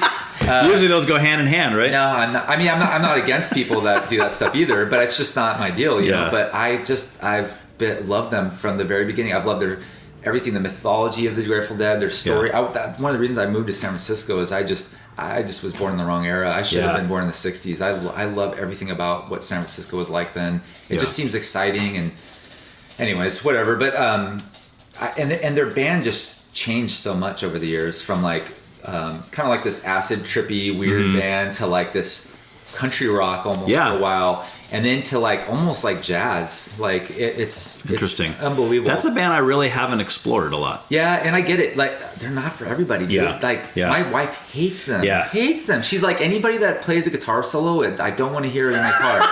and they play like 20-minute guitar solos. So it's like, if I want to really annoy her, I'll just put on the Grateful Dead and she'll go to the other room. You know? Nice. Yeah. You're like, I want some alone time. I'm going to put on this album. Yeah.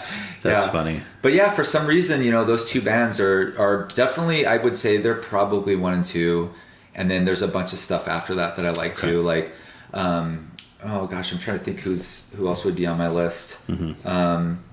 I mean, there's some bands that like, I like John Prine. He's like a singer-songwriter, country artist. Yeah. I like the Talking Heads. Okay. Well, you're all over the place. Yeah, most people know the Talking Heads. They have these one-hit wonders from the 80s, but they have, again, on these all-time lists, they've got like 2 or 3 albums that are like solid all the way through, and really, really artistic and good. Okay. But yeah, I like Radiohead a lot. I've seen them a bunch of times in concert. They're great. They've gone through a bunch of changes too. Yeah, they really have. Yep. Yeah. But yeah, and again, I like a lot of indie rock. I've gotten into alt country lately. Okay. I know you might ask that later, but I hate new country. Okay. I don't like anything that's like popular country on the radio. It does not resonate with me. Okay. But kind of pre 1990, there's some really good stuff out there, like the old like Willie Nelson, Johnny Cash. Oh yeah, like, that's the stuff I like. Merle Haggard, like all that kind of stuff, right? But there's this thing called alt country, and it's you write the songs, you sing the songs, you play the songs, right? It's not. I feel like nowadays it's almost like a hit factory in Nashville, right? They've got session musicians, people that write the songs, and then they pick this guy that's going to fit this mold, like. Right. Oh, he's a rebellious whatever guy, and he's got a good voice, so he's going to sing these songs. And it's not as authentic to me. That's the thing. For me, it's like I always have, and people have criticized this take, but like if you have a good voice, that's great. Like, but I feel like that's almost something you're just born with. Yeah, like people that can sing, you're just singing. Like, I mean, I'll sing. But for some people, when they do what I'm doing, they sound great. Yeah, and I don't, right? And it's not something they're doing to do that. It's just natural. But like if you're like a songwriter and you're writing hit songs, and so that to me, that's something I always appreciate. Yeah. When I look at an album liner notes, or I'm looking at whatever, and it's like every song was written by the band, or every song was written by this singer, or whatever. But like you're right. A lot of the new country acts, you look at all of their whole track listing, and every song was written by a different person. Yeah. And that's what you're talking about. You have these songwriters in Nashville. They're like, all right, who should we market this song to? Oh, let's get this guy in here. Let's get this girl in here. And it's a bummer. It's really hard for me though to be consistent. I should be careful about making statements like I hate like whatever, because on the same vein, like I can be pretty hypocritical sometimes. Like I love Motown, and Motown's the exact same thing. It was like Gordy something. Yeah, Gordon. I forget his name. We went to my wife's family grew up in the Detroit area, and we went to Hitsville, USA, which is the old building. So and you go down in the basement where they recorded all the songs, and it's the same wood floor. Like you got to tour it. You mean? Yeah, you get to tour it. It's so free. Neat. It doesn't cost anything. No way. And anyways, but it was basically a hit factory, right? You had the they did a documentary on these guys too. The Wrecking Crew. Oh was the band like they were the session musicians, and so like if you're listening to the I don't know, like the Temptations or Diana Ross and the Supremes, whatever, these guys are like on everybody's album. Yeah, everybody. I know. And then they had this group of people who could just churn out songs, like they knew how to write a song. And then they would pick people with voices, and they just melded it together. It didn't happen organically. Right. It was all put together, and it was packaged and promoted in a way that was easy for people to consume. Yeah. But maybe it's because I grew up with it before I had those notions of how music should be made, and there's probably some nostalgia there. Yeah. But like I'm not as critical of that as I am with like Right. country, you know? Isn't that funny? Yeah. So I realized that I do have like another blind spot where I'm like, this sucks, but this is okay. You know, it's like you're kind of being hypocritical to it. You know? It's okay for them, but not for them. Yeah, I know. Yeah. I've got a lot of weird music rules that contradict each other sometimes, and I have to like kind of set my ego aside. Like, you're an idiot. Yeah. I don't know why I think the way I do. Yeah, that's awesome, man. Yeah. But it's that's why like people that come out of that Motown and started writing their own songs, like Diana Ross or even like Michael Jackson. Carole King too. Carole King, yeah. She was a good little singer-songwriter. Well, and she doesn't, as far as I know, anyway, she doesn't have a whole lot of. She has some songs where she sings. And I think she even has albums where she sings. She did that one album called Tapestry that's considered like, one of the best albums of the early 70s. But like she's primarily known just as a songwriter. Yeah, like she's like all these songs by James Taylor and like all these people. They're like, oh, who wrote that? Yeah, Aretha Franklin. She wrote songs for her too. Right. Yeah. Did you ever see that? Maybe you saw this. I wish I could find this. I don't even remember what it was. It was some kind of award ceremony or something. But they had like, I think it was like Aretha Franklin. I think Mariah Carey was in there. Carole King was in there. Oh my gosh. They had all these like huge like musical women, like divas, right? Yeah. And they were all supposed to be singing this song together. Yeah. Dude, it was like a cat fight. Oh, they're all diva. They were trying to sing over each other. They were kind of like getting in front of each other. I'm like, oh my gosh. They're like the only one that wasn't doing that. We're not backup singers. Yeah. The only one that wasn't doing that was Carole King. Yeah. She was she doesn't have the pipes to compete with she's like, them. whatever's, you know. Yeah. I'm just here because I wrote these songs. And in fact, I think she even had written the song that they were singing. That's funny. But I think that's what it was. It was Carole King and all these women that she had written songs. It might even have been a party for her. Yeah. It might have been a celebration of Carole King's life or something. But I just thought it was the funniest thing. That was like back in the 90s, I think. Like late 90s, I think, is when that came out. That's funny. But it was really funny. Yeah. Yeah, but where was I? I can't remember. But yeah, I mean, I'm all over the place with music. I like so much different stuff, you know. Okay. So now not just top 5 overall, but since we're on punk, do you have a top 5 punk bands? Oh my gosh, that's really, really, really tough. I couldn't do it. There's no way. I could just name some that I really like. Okay. There was one band that I really liked, and then they dropped off at the end and really disappointed me. But for like 3 straight albums, I thought they were going to be the best thing ever. And it was this band called Against Me. I don't know if you listen to them. Yeah. Man, they had this one album called Reinventing Axl Rose. It's got to be one of my favorite punk albums of all time. Oh, I don't think I've heard that one. Oh, it's awesome. It's kind of like, what do they call it? It's like, they call it like country or cowpunk. Because that's like what the Vandals used to play back in the day. Yes, it's a little bit like that, tiny bit, but it's like, I don't know, man. You have to hear it. It's crazy.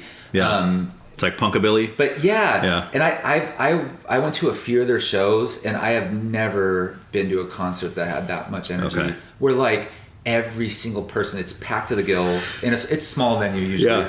And everybody is literally screaming at the top of their lungs every word to every song. Like there was nobody there that didn't know who they were. It was so just cool. And you're just like, this is unbelievable. Like you get like goosebumps when you're in a place like that. You know? Yeah, that's awesome. And everybody's just got this energy. I don't know if they're my top favorite. I really like Minor Threat a lot. Okay. I like the older punk bands a lot now. All 13 of the songs they released. Yeah. Minor Threat. Yeah. But well, it's weird. I probably shouldn't do this, but I kind of keep Minor Threat and Fugazi together in a weird really? way. I know I shouldn't, but like I don't know. I listen to them together. Sound, I know, but the same singer, some of the same singers. Right. I like the Misfits. I like them a lot. Okay. They're great. Danzig's a complete mess, but whatever.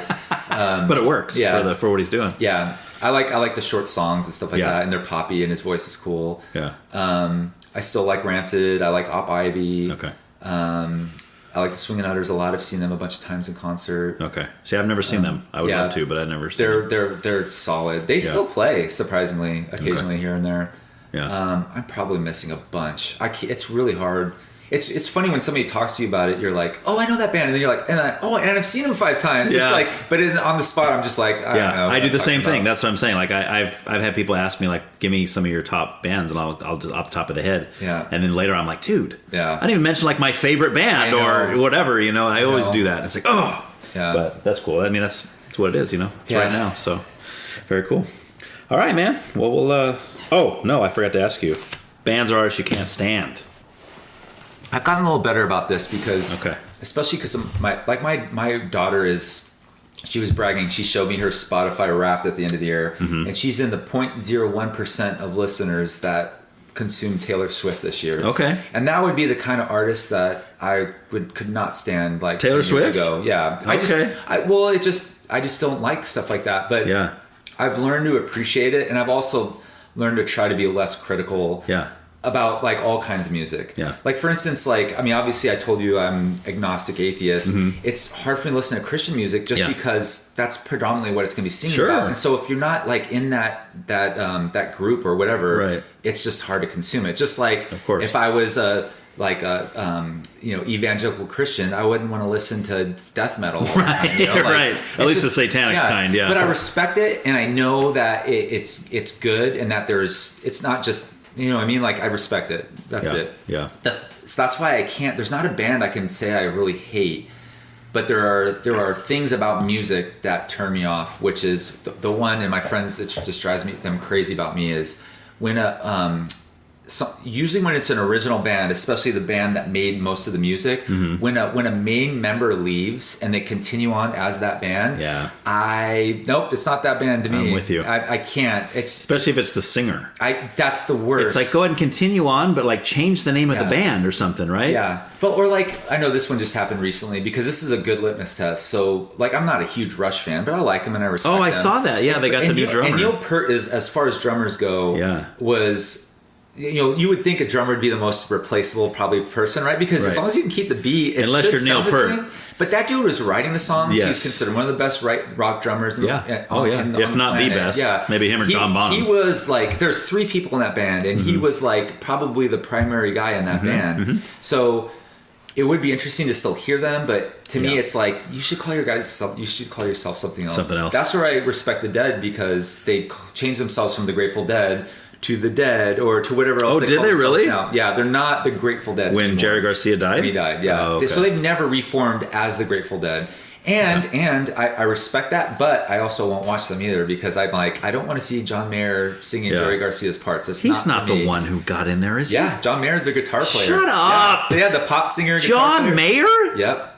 Yeah. Dude, I don't blame you for not wanting to go. Remember in the 90s? She's not a bad singer, actually. There was this singer named Joan Osborne. Yeah, like What If God Was One of Us. Yeah, she sings with them sometimes too. Really? Yeah, so it's just a random menagerie of people that come in and out. Interesting. Yeah, so, but I mean, like, they all were contributors to that band, but Garcia was, you know, well, he was Dead, yeah, exactly. You know? So, but yeah, things like that annoy me. So like when I see somebody that's like I really like whatever, and I went and I saw it, and I'm just like, no, you didn't. You're a fraud. I know, and I know I'm not a nice person for being like that, but I just feel strongly. But like with Neil Peart, it's like when he first passed, they were like, we're just not going to continue on, because I mean, that's why would we? The thing is, they did that, and then they went. That's why I was just like, why are you guys doing this? Like, please, do you really need more money, or is it just? I guess the other thing is that's the other thing. I don't want to be too critical, even though I am being very critical right now. Yeah.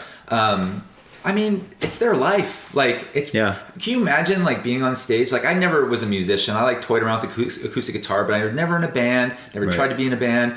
But I know the energy of a crowd, and I can't even imagine what that would do to you, your ego or whatever. Being up there and having that, you would get addicted to it. Yeah, it's like your food. And so I don't know how a band like that could just be like, we're retired. If you could still physically get up there, like look at the Rolling Stones. I mean, they're having babies and in their 80s and still playing concerts. It's like, which should be illegal. Yeah, but I mean, I'm sure there's money, but it's like, it's more than that. It's a hunger. You want the feeling of people wanting you and feeling valued. Well, it's almost like it's like something Michael Jackson said one time, because he grew up his whole life being on stage. He was asked in an interview.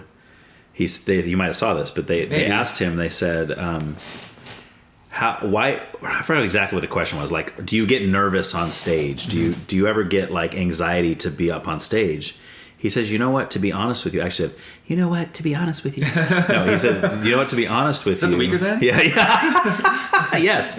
But he says, to be honest with you, I feel more comfortable up on that stage than I do doing this interview right now. Oh wow. And I thought that was he grew up great. on the stage Exactly. too. Like, he's a little kid. It becomes such a second nature to you that it's just your life. Yeah. So to me, I wish bands would stop saying things like, "Oh, we're done, we're retiring." Because how many bands do we know of? Yeah. This is it. This is our last album. We're going to play our final show. Everybody pay all this money, come see our final show. 3 years later, they're back. Yeah. Oh, we got a new album and we're touring again. It's like, what? You're done. Yeah. And of course, the fans were all excited that they're back because we missed their music and stuff. Yeah. But you kind of lied to us. Don't say you're done. Yeah. Don't say this is your final show. Just be like, hey, we're going to take a break for a few years and see what happens. For sure. Or whatever, you know? And that's why I feel like maybe if Rush wouldn't have said, we're never going to go on without Neil, it's like, don't say that because you don't know the future. Kiss was the ultimate, lying sack of whatever, like they literally were like, we're retiring, we're done, you'll never see us again. And then next year, we're having another reunion tour. And you're just like, they just schooled their fan base for years with their final. Right. And you're just like, finally, like, you guys are,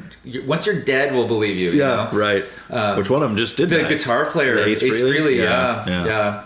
But that's the I can't name a band, but that's one thing that annoys me is a band that continues under the same name when a very important member is no longer part of it. Okay. Whether it's from infighting or passing away or whatever, it's just call yourself something else. Yeah. And then the other one, like I hinted at, is there are earworms that my kids will listen to, or that were pop songs from when I was a kid that I can't help. They're guilty pleasures. Sure. But for the most part, I don't like it when somebody just has a good voice and everybody's doing all the work for them and they're getting all the credit. Like they have the one name word or band name or whatever, and it's like, I just don't have, that's probably why I like indie rock and indie country and some of these other things, because I just love that, that a person creatively figures it out on their own and then writes the song for their voice. And that's a band I left out, the Mountain Goats.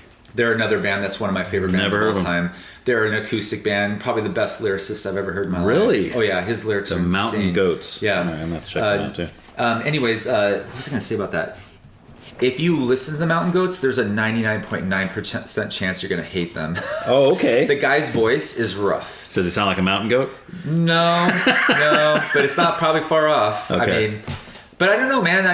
If you can get through like the Weaker Than Sky and some of these other bands, like, you might be able to get through it. And if you listen to his lyrics, they're good. But it's really important to me that the person that wrote the song, I like interesting voices. Like you don't have to be Aretha Franklin to impress me. Like it's impressive. There's people who have pipes that you would envy. But how many singers do you know of that are great for what they're doing? Yeah. But if they were to go up on American Idol or America's Got Talent, they would get booed off the stage. Yeah. Kurt Cobain. Could you imagine if Kurt Cobain was up there singing for American Idol? Simon Cowell would be like, get out of here, you're terrible. Yeah, I'm trying to think of any of the bands I like. You know, like, is it Greg Graffin writes the lead singer for Bad Religion? Mm-hmm. Yeah. He's actually got a pretty good voice. He does. He might be able to pull it off. Eddie Vedder might be able to pull it off. Yeah. But there's not many. No. And they might not be able to pull it off either. So. Right, but it fits what they're doing. I was thinking about people like Bob Dylan or Neil Young, like these people whose vocals are really not good. Yeah, and those two guys are very influential for me too. Yeah, they're great. They're great songwriters, and what they're doing, it fits their voice. Right? You hear other people cover Bob Dylan songs, and it's like, well, with the exception of All Along the Watchtower. Well, dude, that's the other thing. Okay, this is where this is where I become a hypocrite. There are some cover songs where I'm like, oh my god, you did better than the original. Yeah, and sometimes you'll even hear the original artist say, yeah, that's not my song anymore. Yeah, they it's theirs. Right, like they took it over. Right. Like there's that Jeff Buckley. You ever hear his music? I have. He did a version of Leonard Cohen's Hallelujah. Okay, yes. And it's dude, it is brutal. It is like it's scary. I had never heard that until another podcast guest I had on here mentioned that. It's really scary. And he passed away like not that long after recording it. And it's like, it's brutal. Yeah. And it's a live version, right? Is the one everybody? No, the only one I heard is he has this album. It's called Grace. Okay, that's another album that's good from start to finish. Okay. And it's fantastic album. But that's a cover that he did in Leonard Cohen. If you hear him sing it, it's like, ugh. Right? Yeah. And he admitted he did a better. And it's job funny on the because song. that song has been covered. It's probably the most covered song of all time. Ludin Wainwright did it for like the Shrek soundtrack. Yeah, right, exactly. And that's what my kids would say when they hear that song. That's a song from Shrek. Yeah, they do the same thing with that Smash Mouth song. Yep. Oh yeah, also which is a cover of a Monkey song. That's right. I'm a believer. Yeah. And it's like this isn't even the original. Oh, that's the Shrek song. Yeah. No, that's the Monkey song from back in the '60s. My kids will literally hear songs that I'm like just because I'm playing like a shuffle play on my playlist or something. And they'll be singing it, and I'm like, how do you know this song? Like a random punk song or something. And they're like, oh, there's a TikTok dance to this or something. And I'm like, what is going on in this world? I don't know how this even exists, you know? That's funny, man. Yeah. So, but that's it. Sorry, no bands. I can't. Yeah. I don't know why. But you did mention Taylor Swift as one. No. I mentioned her as an example of like somebody I probably wouldn't have liked before. Okay. As an example, but like I respect her. Yeah. And there's a few songs. Actually, her new album had a couple songs where I was like, what was that? The Fate of Ophelia is one of the songs. Yeah. I heard it, and the second time I heard it, I'm like, this has got a good beat to it. Yeah. And it's really good. Yeah. And she co-writes her songs. Yeah. So I think she writes most of them. People help her too. Yeah, so. a little bit. I think she writes most of it, really. But yeah, she's awesome. All right, man. Politics time. Sure. Do you feel comfortable talking politics? Yeah. Yeah? Okay. Yeah. Some people get all nervous. That's like the worst part for them. No, whatever. It is what it is.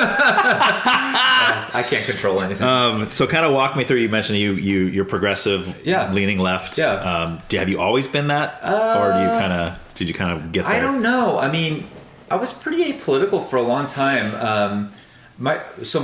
Just for some background, my parents are both from the Midwest and moved to California as soon as my dad graduated from college. My dad's from St. Louis. My mom's across the river in Illinois. I was born in Riverside, and then shortly thereafter they moved here because my dad took a job at Vandenberg Air Force Base. Oh, okay. And so my dad worked for the Navy previously as a civilian engineer, and he always worked on missile systems. Worked for the Minuteman Project. Which is the nuclear warhead that's underground that they practice all the time at Vandenberg. That's cool. And he did that up until 10 plus years ago. So, I grew up with a family we were supported by the military basically, right? Okay. I mean, even though he wasn't enlisted, my whole existence is, the military, was the bread and butter for my family. Sure. And so my dad is conservative. So is my mom.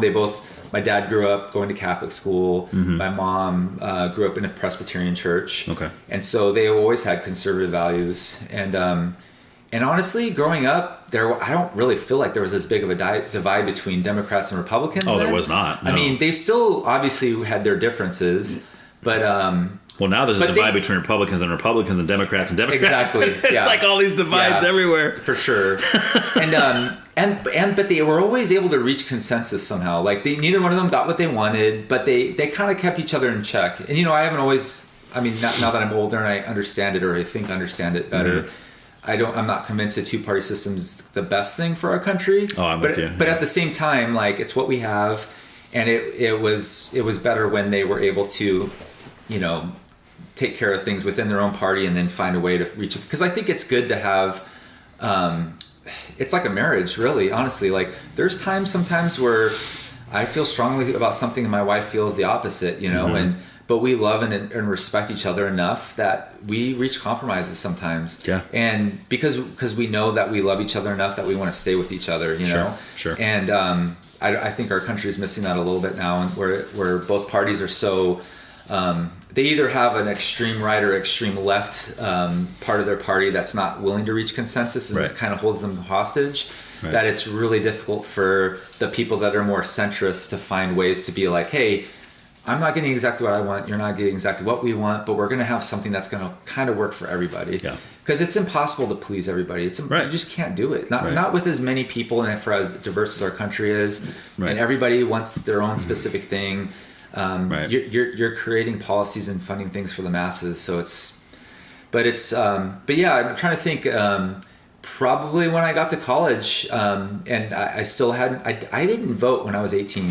Okay. I didn't vote when I was 19. I didn't vote when I was 20. I was probably 21 when I officially registered and everything like that. Yeah. And so I took some political science classes in college. In fact, that was part of my major. If I would have gotten my credential, I would have been able to teach political science. Oh, okay. And economics and history in high school. Would you have gone that route? You think you'd have enjoyed teaching? Oh yeah. That? Okay. Well, obviously, I sometimes have regrets about it, but with with all the things that happened with my mental health, right. I think it worked out for the best that I went where I went.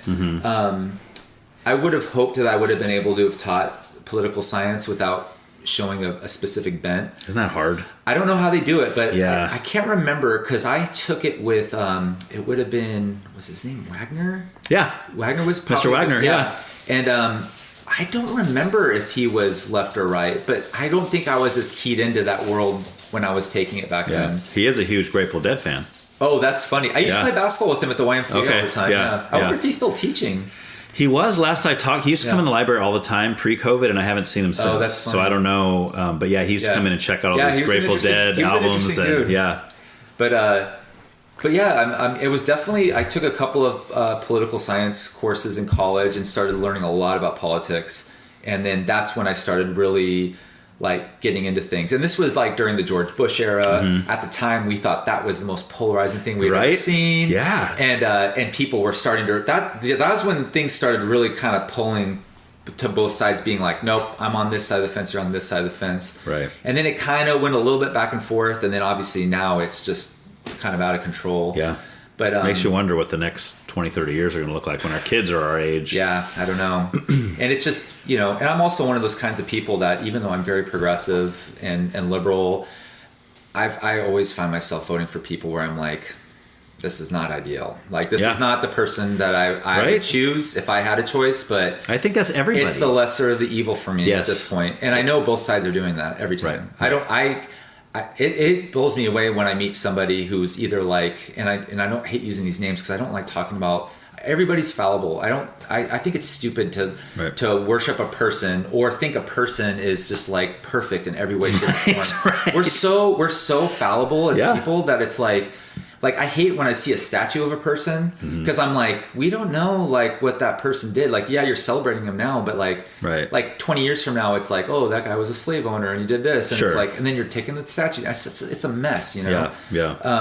But anyways, I just feel like everybody should realize that, you have your core values and principles, and you're trying to do the best thing you can for the people that you care about. But unfortunately, there's times where you have to make compromises, and I see a lot of people having to do that now, where they know that they're going to be voting for somebody that's going to maybe do a few things that they like, but they know deep down that they're going to screw some other stuff up, and that's not going to be fun to. And then you end up having to defend it and all that stuff, and it's like this is not what anybody wants. Yeah, I had somebody on once that said like he worded it this way, and this was back I think when it was still between Trump and Biden. Yeah, so it was before Kamala even got in there. But his whole point was like, we have however many people in this country. Yeah. He says you go on like look at TED Talks, you look at speeches, you look at all this stuff on the internet, all this stuff across our country. He said we have some brilliant people in our country. Yeah. Why is it that these are the two men we get to choose from? Yeah, I know. These two guys that, like you said, for most of us, were like, well, which one's worse than the other? Because neither one of them are great. And they're getting older and older and older and older. And you're like, gosh, why can't we get somebody that's like in the prime of their like mental well-being? Yeah. And there's always those guys in the primary. Yeah. I mean, that are younger. Like in this last one, we had Ron DeSantis in there. Yeah. He's relatively young. I don't even think he's 50 yet. Yeah, there's a bunch of young guys. Yeah. Yeah. But I mean, it's like, why are we getting those guys? Why do we have to choose between this guy and that guy, and they're in their 80s? You know? Yeah, it's interesting. I mean, I don't know how it works the way it does, and it's an unfortunate time. I do find though that I think a lot of the polarization has to do with the proliferation of social media, because I was guilty of it early on. I'm really good about not posting anything political anymore. I just won't do it. And I've even caught myself as recently as a few months ago typing a response to somebody, like a 3-paragraph response, and then I'm just like, delete. I'm like, that's the dumbest thing. Like, I know what's going to happen. I'm going to send it to them, and I'm going to think I just changed that guy's mind, and then they're going to come back with their 4-paragraph response, and it's just it's a complete mess. And like, whereas if I had a conversation with that person, it would be way more civil. I mean, I've had people call me the worst things. Yeah. And then if you ever saw them in person, it's like, they're chill people. They would never say that. They would never do that. Yeah. And they would respect, they may not agree with you, but they would totally respect your point of view. And for some reason, I don't know what it is about social media or or that posting, that message posting type thing that you do, and the memification and all the other stuff that happens. It just doesn't. People just feel like they can be really disrespectful in that, and I'm talking about both sides of the aisle. Yeah, they all do it, right? And it's just, I don't know. It's kind of gross. So do you think though that like when you mentioned like you somebody's got 3 paragraphs explaining their point, and someone comes back with 4 paragraphs explaining their point and all this kind of stuff, and we're never going to get anywhere. Yeah, which is sad, first of all. But I'm wondering why that is. Like, because. Is it because of what we're talking about? There's really no way to know the truth there, or is it because if we're taking something like this pen, and I was going to write you 3 paragraphs to explain why this pen is red, like how would you couldn't respond with 4 paragraphs claiming that it's blue because it's not blue, right? Well, there's different issues, right? Like, okay, there's issues like abortion, for instance, right? That's kind of a black and white issue. You either think it's okay or you don't think it's okay. But then there's issues like immigration, where it's like, I mean, even the most left person you could possibly imagine is going to go, well, we need to have some kind of safeguards. Right. And then even the farthest right person is going to be like, well, we probably should let some people in if they're going through, you know what I mean? Like, so there's room for dialogue there, and you should be able to find a place that's going to make both sides at least to a point where they're like, okay, this is good. This is a good happy medium we can both accept. Right, yeah, because with the deportations, it's like, and by the way, I have had people on here that are all the way where they'll say no borders. Oh, yeah. They'll flat out say no borders, let anybody in, no process, nothing. You can't be on either extreme. Just open, you can't It's be like, on either really? But you're right. It's not black and white to say, yes, deportation is good. No, it's bad, right? Because then it's like, well, who's being deported? Yeah. Is it criminals? Yeah. Is it your 80-year-old grandma who's been living here for 50 years? Is it like, see, these are all details that affect whether or not a person says that particular deportation's okay or not. Yeah. That's why it's dicey. And then what you end up seeing is arguments on, the far right's going to be like, look, we got this, there's this drug dealer, rapist, whatever, and they got him out of here. See, it's working. And then on the left, they're going to be like, this 80-year-old grandma who's been here since she was 16 years old was taking her granddaughter to school and got yanked into this ridiculous van. And it's like... An ice guy jumped out of the bushes and tackled her. And they're both coming up with all these anecdotal things that are happening. Right. But it's like, okay, that all sucks. I don't like any of it on either side. Sure. But like everybody should be focusing on, well, what's the policy we should be looking for? Should we be funding ICE or funding the border better so that we have more ways to process people so that we can feed these things out? Do we need to be more liberal with letting people in? Do we need to be more conservative and not let as many people in? Like those are the things that should be having a discussion on, and how we're going to do it. Yeah, because but everybody's going to find an example of a horrific thing that happened, and it heightens up everybody's emotions to this point where they literally want to fight you over it. And it's like they're not even they're literally not seeing the forest through the trees. And I feel like a lot of our issues that happens too. You just get really clouded by an emotional experience, and you're not thinking about, well, what's the best thing? Like, what's the best thing to do that can avoid the rapist from coming in? I hate to use that word, but I know it's been used before. And that doesn't deport the 80-year-old grandma, that's trying her best to be here legally. Yeah, and so what I hate, not only what you just said, like both sides. Not that I hate what you just said, but I also hate what you just said you hated. I hate what you just said. No, you could say that too. I will if I do. But like to say the one side says, this guy's a drug cartel, sex trafficker, gang member, whatever, right? And the other side says this is an 80-year-old grandma, and then these are the sides they show because they're trying to push whatever point they're trying to make. But what I have a hard time with is this side over here says we're deporting this guy because he's a drug dealer, sex trafficker, gang member, and then people over on this side say no, he's not. Yeah. Right? Yeah. And now you have all this stuff in the news like, actually, he's not looking. Here's why. And now they're fighting over whether or not this guy is. And I'm like, well, he either is or isn't. Yeah. And as the public, you're not even getting that information. We're not even getting the information because how do you know who's telling you the truth? Yeah. Well, that's why I don't care about it. Yeah. I don't because I know that most news sources I'm going to look at are going to have a bent to some degree. And they're going to be driven by an algorithm and how they're going to get views and how they're going to make money off advertising.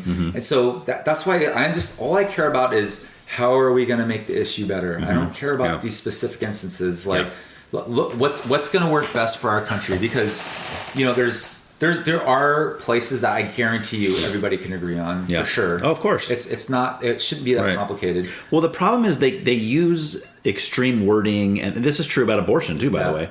But even like within the deportation thing, like the vast majority of people, even on the right, would say what we really want is just a process.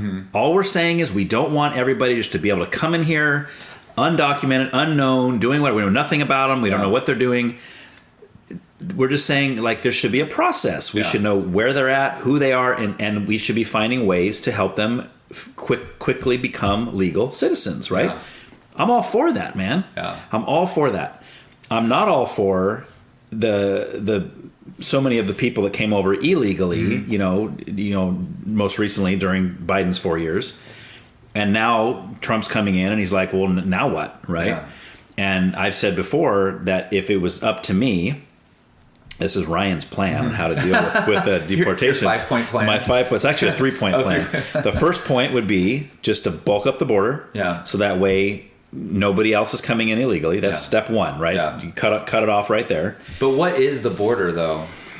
Because, you know, like, there's so many ways people can come in, you know? Sure. They're always going to. As long as there's jobs and opportunities for people here, and as long as we're doing things in other countries that make it not easy, they don't have a government that's very supportive, or there's no jobs, they're going to want to come here. And I get it. They're going to find a way to get here. 100%, yes. But I'm saying they come over on a work visa, right? They're not a legal citizen at that point. Yeah. But they're at least in here documented. We know who they are. I agree with that. They have a work visa. Yeah. They're going to maybe work here for a while and then go back. Maybe they're going to try to become citizens. That's up to them. Yeah. But so I would push that off there. Yeah. And then now I have this problem, right? I have these lots and lots of people over here that came over, again, most recently during Biden. Yeah. And now what do I do? Yeah. So if it's me, my next step is to say, okay, who has criminal records? Who's violent criminals? Who's drug traffickers, sex traffickers, all this kind of stuff? Yeah. Gone. Yeah. First foremost, okay? And now step 3, now I'm left with potentially a bunch of people that, yes, are technically here illegally. They didn't go through the proper channels, the proper process, but they are contributors to society. They've been living here for 20, 30 years. They've raised families here. They're working. They're doing the right things, and they're contributing to society. They're good members of society. They're wonderful people. Yeah. So now what do I do with them? Because technically they still are living here illegally. Yeah. I say we try to find some way, assuming they want this, but that would be the first question I ask them. Do you want to become a legal citizen? If they say no, then I say, well, now you need to go. Yeah, that makes sense. But if they say yes, we need to have some kind of a jumpstart program. Totally agree with that. To get them in there. Because look, they've already been living here as citizens. Let's make them legal if they want to be legal. But my biggest issue, and you can tell me what you think about this, and I know I've gotten flack for this, my biggest issue is assimilation.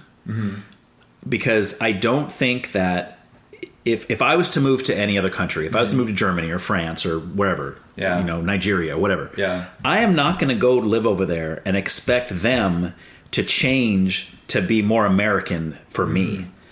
I'm going to move, I'm going to learn their language. I'm going to learn how to fit in with their culture. I'm going to learn how to do all this kind of stuff. But it seems like now a lot, not all, but some are coming over and saying, where I'm leaving is bad. I don't want to be there. I want to go to America. It gets better, but I'm going to try to make America like where I left.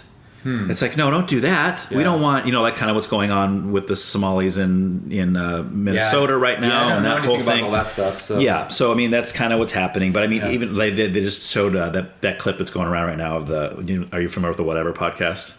It's run out of Santa Barbara. Okay, but it's the one. I'm sure you've seen clips of it. There's the one guy, and he usually has a bunch of like OnlyFans girls on there. Oh, great! And they all have microphones, and there's some good discussions on there. But the most recent one, he had a girl that was from Colombia. She's here. She lives here. She's a citizen of America, but she was born in Colombia. Yeah. And he flat out asked her. He says, "So, if tomorrow America went to war with Colombia, whose side are you fighting on?" Yeah. She said, "Colombia's." He said, "Then you need to leave." And I kind of agree with him. I mean, his wording was kind of harsh. Yeah. But if you're I'd here... be curious. I don't know how many... I mean, I don't even know how you could figure this out, but I can't imagine there's that many immigrants that aren't happy to be here. I know they're happy to be here, yes. And that would like to assimilate. I know personally, it's very hard to learn another language unless you're immersed in it. And I know that from at least in my experience is anecdotal. I don't know about like the news stories I've read, but I know a lot of immigrant families that try really hard. Some of the family members, there's actually a farm worker family in my neighborhood that rents a 2-story house down the street, and the father who works in the fields does not speak a lick of English. He's the sweetest guy, right? But has he tried to learn at least? I don't know. I think it's really hard for him, to be honest with you. Well, I bet it it's seems hard. like he's trying. They say English is the hardest language to learn. I don't know how long he's been here either, but I do know that all of his family speaks English really well. Okay. They're really good stewards in the neighborhood. They're very good at like communicating with everybody and that's being awesome. part of all of our events. And their kids go to school with my kids. Right. They seem like a good family, but yeah, I mean, I don't know how you would suss all that stuff out. My biggest deal is just coming up with a framework to come up with a pathway for citizenship for the people that want to be here and can abide by the laws that we have. Right. And then, I mean, there's going to be examples where people slip through the cracks and come in an illegal manner and do something illicit and wrong, and they should be punished for that, of course. Sure. Yeah. But yeah, it's tough. The toughest part of it is I don't think a lot of people, and I don't even know if there's a way to do it, possibly, but you have to look at the root reason why people are coming here too. It's like you can beef up the border, we can come up with a framework, we can do all these things, but why do they come here? Like, they're coming here for a reason. And it's because the places that they're coming from they're war torn. They have corrupt governments. Of course. They have, cartels like, basically running the show. And, and it's not a better life for their kids and for their family. And so they're looking to have a better life. Yes. And there could be something to be said about helping those countries correct their issues so that the people will be willing to stay where they're from. Because, I mean, I wouldn't want a government, uprising to happen here and then have a drug cartel, tell me what I had to do. And I'd want to get out of this country too if that was happening to me. Of course. And especially if you have kids. It's a tale as old as time. It's happened in every country since, recorded human history. And right. But that's the whole thing. Like, we could go over there. We have to look at the root cause. Yeah, that has to be part of the solution. That's the only criticism I would have. Yeah, but the only thing then if we look at the root cause, because again, I agree with you. Like, if that was me, I mean, I can sympathize with that for sure. If I'm over and living in some of these places, trying to raise a family, trying to live, and as a good person, no, I wouldn't want to be there either. I totally understand why they want to come here. And to be clear, I don't have there's no solution. I don't. There's people smarter than me that can figure that stuff out, that are career diplomats and have worked in those countries and understand everything about them. But I don't know, it just seems like it has to be a holistic approach, and it's definitely not going to be a silver bullet, and it ain't going to fix it. I mean, it's been like this since I was a little kid. There's always been problems at the border. There's always been a problem with illegal immigration. I mean, even Cesar Chavez had a problem with illegal immigration because it made him it was harder for him to unionize the farm workers union. Right. And so it's there's a lot of it's a complicated issue. It's something that the biggest thing is just I'd like to see politicians just working together to try to make it better. Right. As long as they're making progress and they see a problem, they try to fix it. I'm cool with that, But this thing where we're using these examples to act like everything is this way, it's not doing anything for us. So what would be your stance on like border policy then? Like, do you believe in a closed border, or do you? No, well, not necessarily. I mean, as long as this country has been a country, we've allowed everybody to come in, especially if they're like a political refugee or they're looking for a better life. I mean, Irish immigrants, German immigrants, Mexican immigrants, every creed and race. We're all like, I don't know how far back I can trace my lineage, but it looks like I have German and Irish heritage. Some came in through Ellis Island, and so I am the product of somebody leaving a crappy situation. And unless you're Native American, everybody in this country has that story. Yeah. And so it's it sucks. There has to be a process to let people in.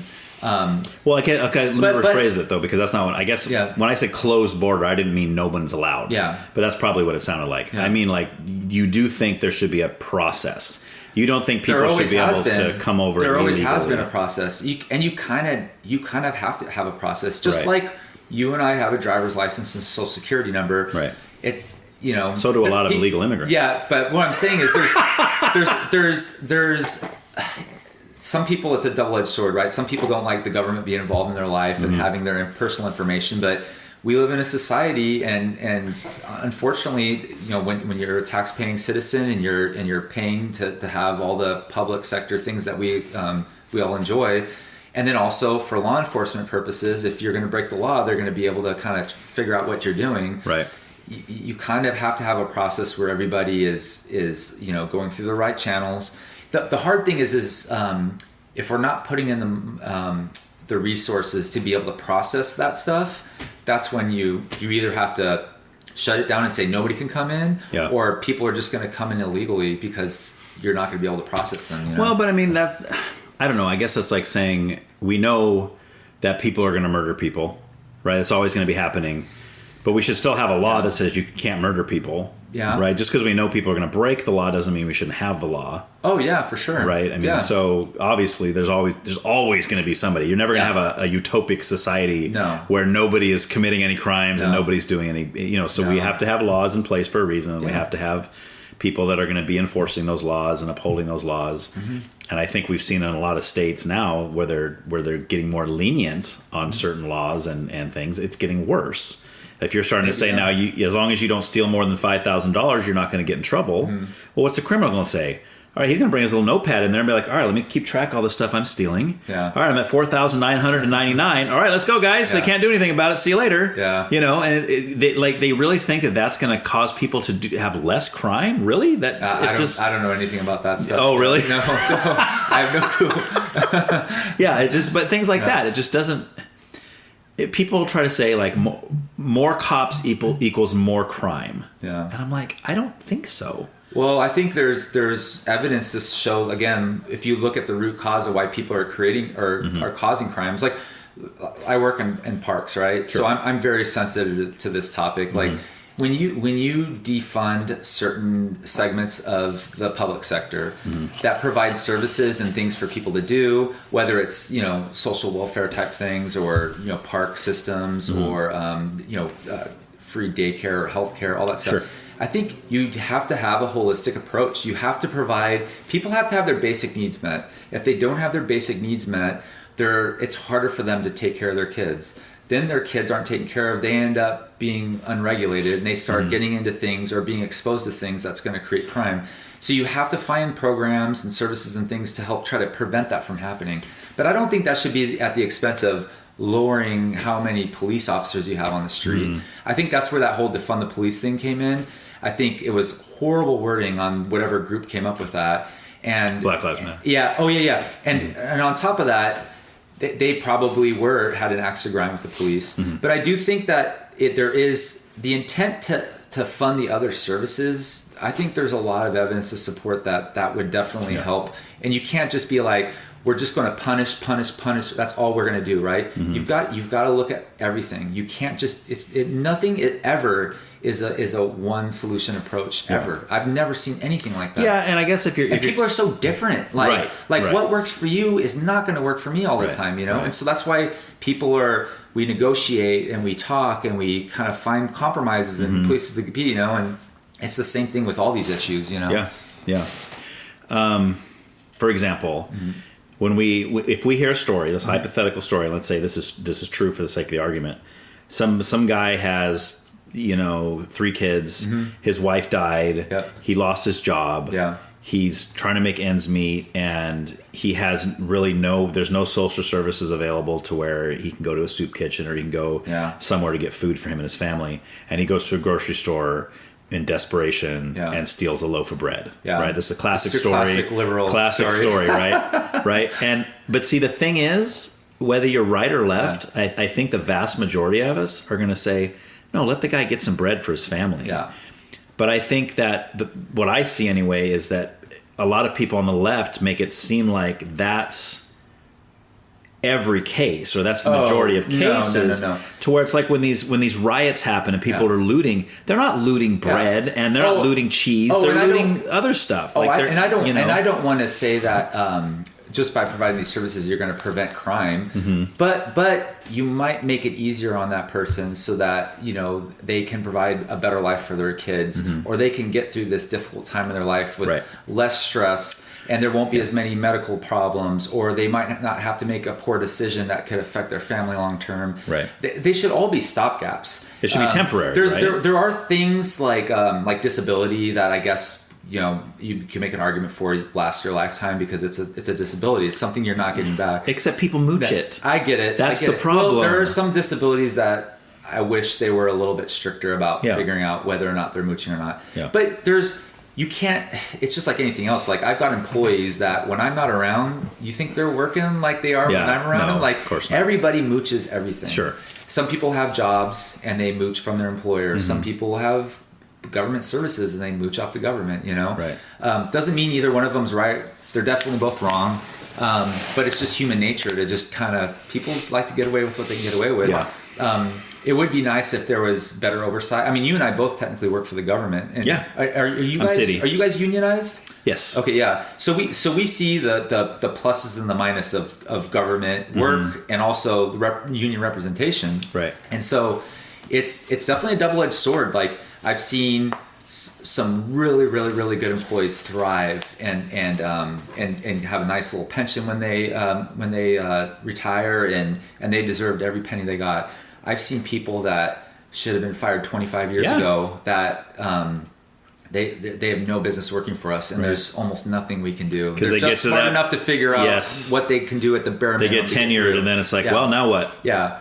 And so that's super frustrating. I don't know what the solution to that would be, because I'm okay with a certain level of mismanagement as long as a vast majority of the people receiving those services are people that deserve it, and that it's a stopgap. It's something till they get back on their feet, But you're right. I mean, I know examples of people personally that have manipulated the system. Yeah, me too. Whether it's like, well, I'll just go on unemployment, and then I'll just kind of send an application in every once in a while just so they know that I'm looking. Yeah. And, I mean, they have to know those problems exist, and there has to be solutions to be like, hey, this is how long it lasts for. You either have to reapply or it just runs out. We'll give you 6 months on the house, and then you got to figure it out after that. Right. And see, and I think that's what those things should be for. I mean, obviously there are going to be cases of chronic disability and those kind of course, there's going to be people that are going to be on disability till they die because it's a severe accident or you get some disease or you get some, and I'm glad we have programs in place. I guess it's just hard because not everybody's going to be honest, not everybody's going to be not everybody doing good. But remember how we talk about far right, far left? The far right, you can find a story, you could find a million stories of that guy that's like, this dude is like, he's getting paid. He's making six figures on the side. It's all under the table. He's got families in different places, and he's collecting Social Security. And he's just working the system in every way, shape, or form. Right. And like you said, and on the far left, you're going to have this guy where it's like, this lady got denied for food stamps. Her husband just passed away. She got let go, and like, there's no service. And it's like, there has to be a way for us to be able to hold people accountable that are not doing the right thing, and try to make the system as efficient as possible. Yes, but I'm with you. It'll never be perfect. It should just be like the border won't either. Like every person that's on any kind of social service should have a personal social worker that checks in with them regularly and is honest. But what does that cost though, dude? Like, you can't fund that unless people are. That's the other thing that's so hard is, the budget for our parks department in SLO County has been dramatically checked recently. We've had to have some layoffs. It's been probably the roughest last year that I've ever had in the 20 years working for the county. And we're still doing okay, and we're doing the best we can. But it's mostly a nonprofit, right? I mean, really. Yeah, there's some of our services are called enterprise funds. Like we have golf as part of parks, and golf strictly runs on the revenue that Disc it makes. golf or like real golf? No, like actual golf. Okay. Yeah, like the real golf. The real kind. Not the pretend fantasy golf. I like disc golf. Yeah. They should have come up with a different name for it. But but we run community parks. So like we'll run, like, for instance, there's the community of Shandon. I don't know if you've ever been to Shandon. If you real small, right? Oh yeah, you don't want. There's nothing to see there. I mean, it's literally in between Paso Robles and Kettleman City. So there's nothing out there, right? Yeah. And it's your like stereotypical like farm worker community. It's cheap to live there. Yeah. There's a lot of crime, and there's nothing to do. There's literally nothing to do. So we have a community park there. That's a big grass area. There's a swimming pool. There's a playground. that's the only resource they have. And so anytime we cut resources there, it's something less for these kids to do and something less for these families to go enjoy. Yeah. And it's just unfortunate that some of these services get cut because a lot of times it's the only thing that these people have, you know? Right. And like a place like that community park, that's a loss leader for us. Like we lose so much money on a place like that. Mm-hmm. It's purely community benefit. Right. Like we don't have pickleball players coming in and spending a bunch of money revamping the courts. Right. We don't have, there's just no there's no strong like benefactor or business or community group that's like helping prop that park up. It's just all us, Okay. And it's frustrating when you work in government and you're doing everything you can to be altruistic and help the community out, and it's just they keep saying, well, yeah, you can still operate that park, but it's going to be with a little less money next year. And you're just like, we're already you're like, right. We're already scraping everything we can. Do you ever get to the point where you have to close a park down? We'll have to close parts of the park or like facilities or remove something if we have to. But it's been like we've had a really bad time with hiring lifeguards. There's certain requirements that lifeguards have to be a lifeguard, and they got more strict in the last few years. This is a place where sometimes government messes up, right?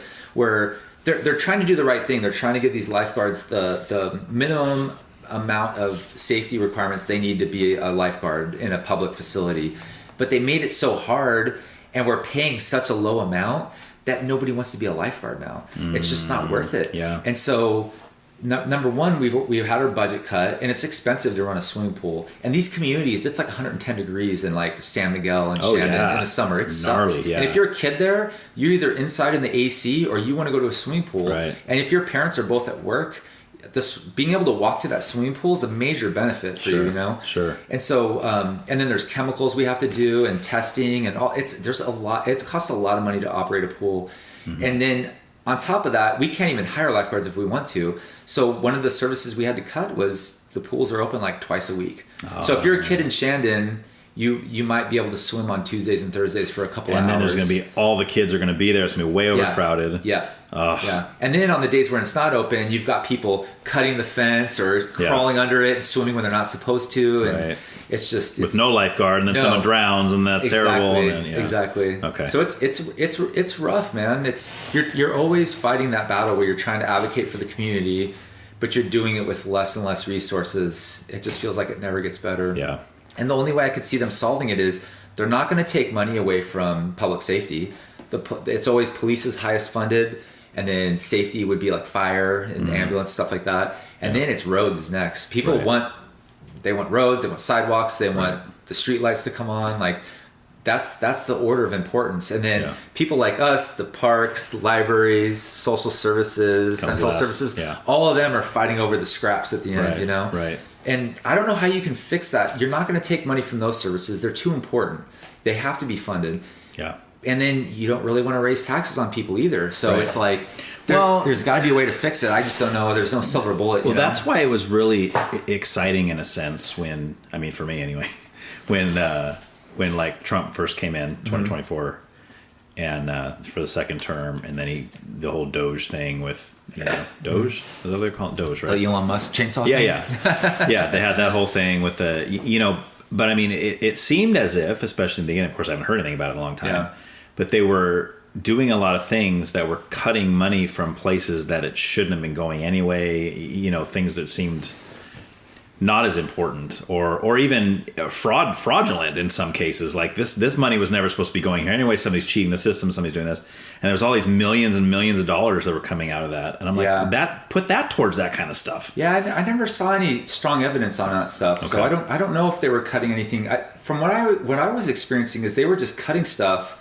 like air traffic control, and then they were hiring them back a week later. But see, that's the stuff they'll say, because that's important stuff. Yeah, right? but I'm like, I think most smart people I was talking to about that situation all agreed that that stuff needs to be done, but not like that. That was the dumbest thing I'd ever seen in my life. They were just cutting stuff, and then going, "Oh, what did we do?" Like that was. It's like there's got to be a process to everything. Sure. And that's the thing. Though, like he probably had Elon Musk is a brilliant person in a lot of ways, But some of these people they hire for these government positions, they have no clue how these systems work. And they don't have experience in that particular But they're so thing. smart that they think they know everything, but Right. they don't. It's like Elon Musk has never ran an airport before. Right. I mean, believe me, he's probably could do everything I can do better.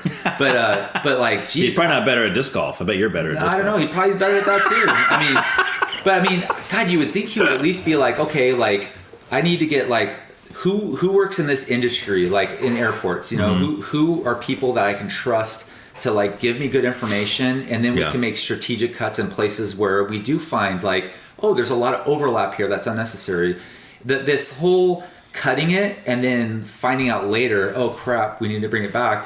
I don't know if that's the best way to do it. And they're losing a lot of really good people. They're just like, I don't want to deal with government anymore. I'm going to the private sector because like this is it's so dysfunctional, and and you never know. It's not like one of the reasons, like, I don't know about you, but one of the things that appealed to me about working in a government job is, you know, the union protection's great. The pay and the pension is good benefits. I'll never get rich. I'm always going to be, you know, I'll maintain. But for the most part, it's pretty recession proof. Like, they're gonna keep our positions, and you're gonna have people fighting to make sure that your position's retained, especially as you gain seniority. Right. But like once you start losing all that stuff, like if they were like firing you and then saying, "Hey Ryan, come back next week," or like, and they're cutting your budget, after a while you'd be like, I gotta find a different job. This is too stressful. I can't keep going back and forth. And you don't want to lose the people that are really good and been doing it forever, unless for some reason they're just like, you know, some people. I know you probably have this in the library. We were kind of hinted at that, but you've got people that have worked in a place maybe too long, and it's time to move on. Yeah, that's me. Yeah. So no, I can't. You don't seem like that kind of guy. I mean, the fact that you're thoughtful and you like to talk about all this stuff, I bet you're the kind of person that goes into a meeting and is like not afraid to be like, "Hey, why are we?" Like, some people don't like that about me in the meetings where I'm like, they'll say we're going to do this, and I'm just like, well, why? Like, just give us a good reason, and I just want to know why. Don't just tell us we're doing it because we're just doing it, or it's because that's the way we've always done it. Yeah, that's totally like me. That's totally me. I'm not trying to be, difficult. I just want to make sure we're fleshing this out correctly, because a lot of these administrators I have, they're there for less than 5 years, and me and all my coworkers, we're here. I'm going to be working for this department for 30, 35 years or more probably by the time I retire. Right. And it's like, they make these decisions that affect everybody, and we're the ones that have to live with the consequences. Yeah. So if they're going to make that decision, I'm going to push back and just be like, I'm all about efficiency and doing the right thing, but you're going to be gone in a year, and I have to live with your bad decisions. So just let me know why you're doing it, so that we can at least figure out what our strategy is going to be. I was going to say, guys like me and you that do that in meetings. Yeah. We have a lot of friends and a lot of enemies. Oh, yeah. Right? Because people either love that or they hate that. Some bosses love that, some hate that. Me. I don't know for sure, but I'm pretty confident that I'm respected by my line staff. Mm-hmm. But I think some of the upper level administrators, which is kind of strategic for me too, because I'm not going to see them in 5 years. They're going to be gone. Right. They like, some of these people, they work like I worked for the city of Santa Monica for 5 years, and then they went to the state of Utah for 5 years, and then they went to here, and they bounce around, and you're like, you start watching this and you're like, you just got to the point where you got vested in your pension, and then on top of that, like, the ideas, all your big grand ideas that you had to like revamp everything, kind of started going sideways, and then you were just like, you saw the writing on the wall that they weren't going to keep you around, so you moved to the next thing, you know? Right. It's pretty weird, man. Yeah. I was going to say too, it's interesting, like when you talk about cuts and stuff, because I'm always looking at kind of the overall. Mm-hmm. How is this going to benefit the overall? Yeah. Not just me personally, but I know when, I can't remember if it was this term or if it was Trump's first term, where they were talking about cutting libraries, cutting arts, cutting libraries. That kind of what's thing, your perspective on libraries? They provide a pretty vital service, but I think people don't really understand what they do anymore. Well, I think they're great. Yeah. I think they're great, and I work at one, so obviously I have a stake in that, right? Mm-hmm. But if cuts need to be made, and they come and they're like, okay, we need to make this amount of cuts, I'm not going to be like, no, keep the libraries. Can you cut some of those EMTs? Oh, yeah. We don't need... I mean, there's certain things that are just way more important. I am an EMT, by the way. Are you really? Yeah. That's one of the things that we do in our park system, too. Most of us are EMTs, yeah. Wow. Have you ever had to deal with anything like hardcore? Yeah. Really? Oh, yeah. How does that deal with your anxiety? Well, that's the thing, is ever since I've ever since I started addressing it, and then I'm obviously on medicine. I've been on medicine the whole time. Okay. And I do talk therapy and stuff like that. Like CBT kind of stuff, or cognitive behavioral therapy? Oh yeah. Sorry, Okay. God, I don't even Not remember the CBD. acronym. I know that's totally different. That's what I thought at first. I'm like, oh man, he must think I'm a hippie or something. Or, I always guess have to I am. I'm just a clarify. Grateful Dead. Yeah, that's true. No, but I probably love behavioral CBD, therapy, Grateful Dead. and I take it's called an SSRI, selective serotonin reuptake inhibitor. Okay. It's a way to control because there's basically a chemical imbalance. Sure. Like my brain is telling my body that this is insane, something crazy is going on, and it kind of controls that to some degree. Yeah. But ever since all that stuff, I'll get anxiety over the dumbest things now. Yeah. I really will. Like, have you noticed the things that a normal person would get anxiety over, you don't? Yes. Well, isn't that weird? I mean, I could do CPR on a dead guy. Yes. It's not like I'm having a good time, but I mean, and it sucks, and it's horrible, you know, in every way you can possibly think of it. But it doesn't, for some reason, it doesn't stick No to panic me. attacks. Yeah. But like, and I guess some people have panic attacks over this. Like the thought of having to throw up, like if I'm really nauseous, like I have the flu and I'm going to throw up, I'll have a full blown panic attack that'll just blast right through the medicine. Even if you're by yourself somewhere? Oh yeah. It's not a matter of like who's going to see you doing it. No. Okay. No, it just you just hate throwing up? I don't know what it is. It just gives me hardcore anxiety. Interesting. I don't know why. That just developed in the last few years. Okay. So like, I don't know. I had the flu like 10 years ago and I didn't have a panic attack. But guess what? Okay, so Now isn't it interesting that, I don't know if you've experienced this yourself. So I started getting anxiety symptoms probably when I was 13. Mm-hmm. I didn't really know what it was until I was 33. Yeah. So I went through 20 years of in and out emergency rooms, all this kind of stuff. Right. Yeah. I was 33. I that was my lowest. I had PDA, with panic disorder with agoraphobia. Yeah. My world kept getting smaller and smaller. I didn't want to leave my room. Yeah. My kids are like, "What's wrong with Dad?" And it's embarrassing. You're like, you don't want to say something, you know. But my wife knew. Yeah.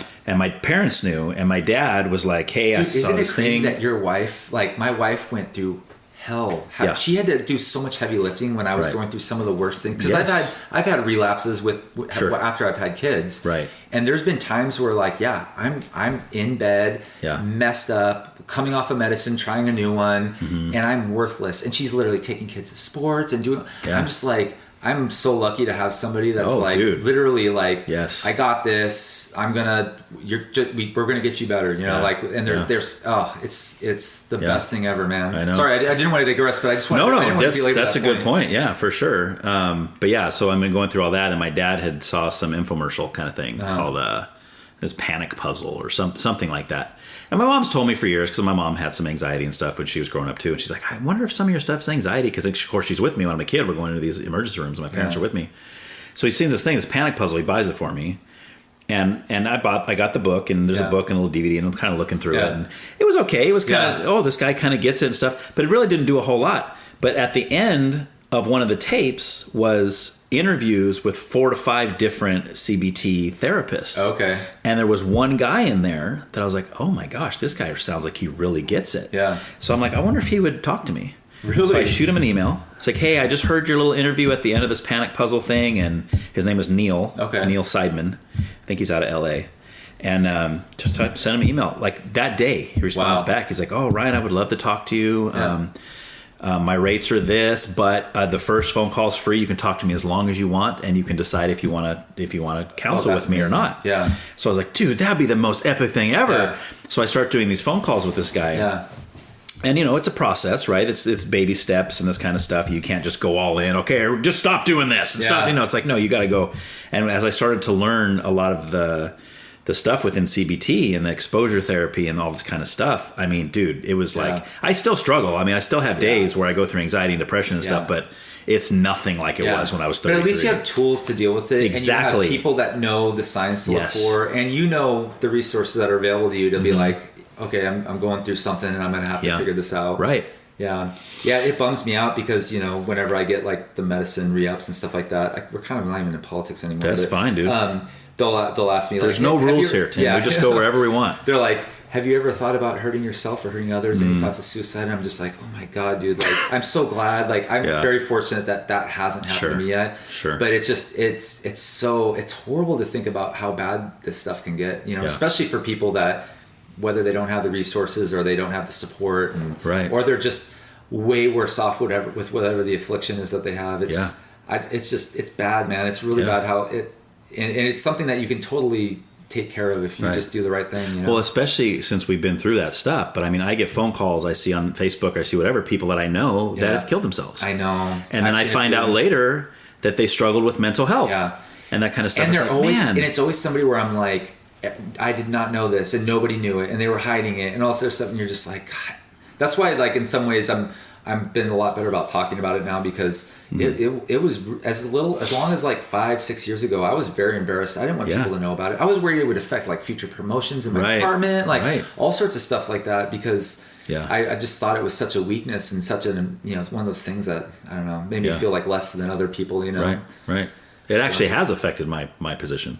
Oh, really? I had a whole thing where, so I was working at a certain library where the junior high kids and the high school kids would come over there after school every day and just be terrors. Oh, no. And you can't do anything really. I mean, I can call the cops, but like anxiety through the roof, dude. Yeah. So I ended up telling them, I can't do this.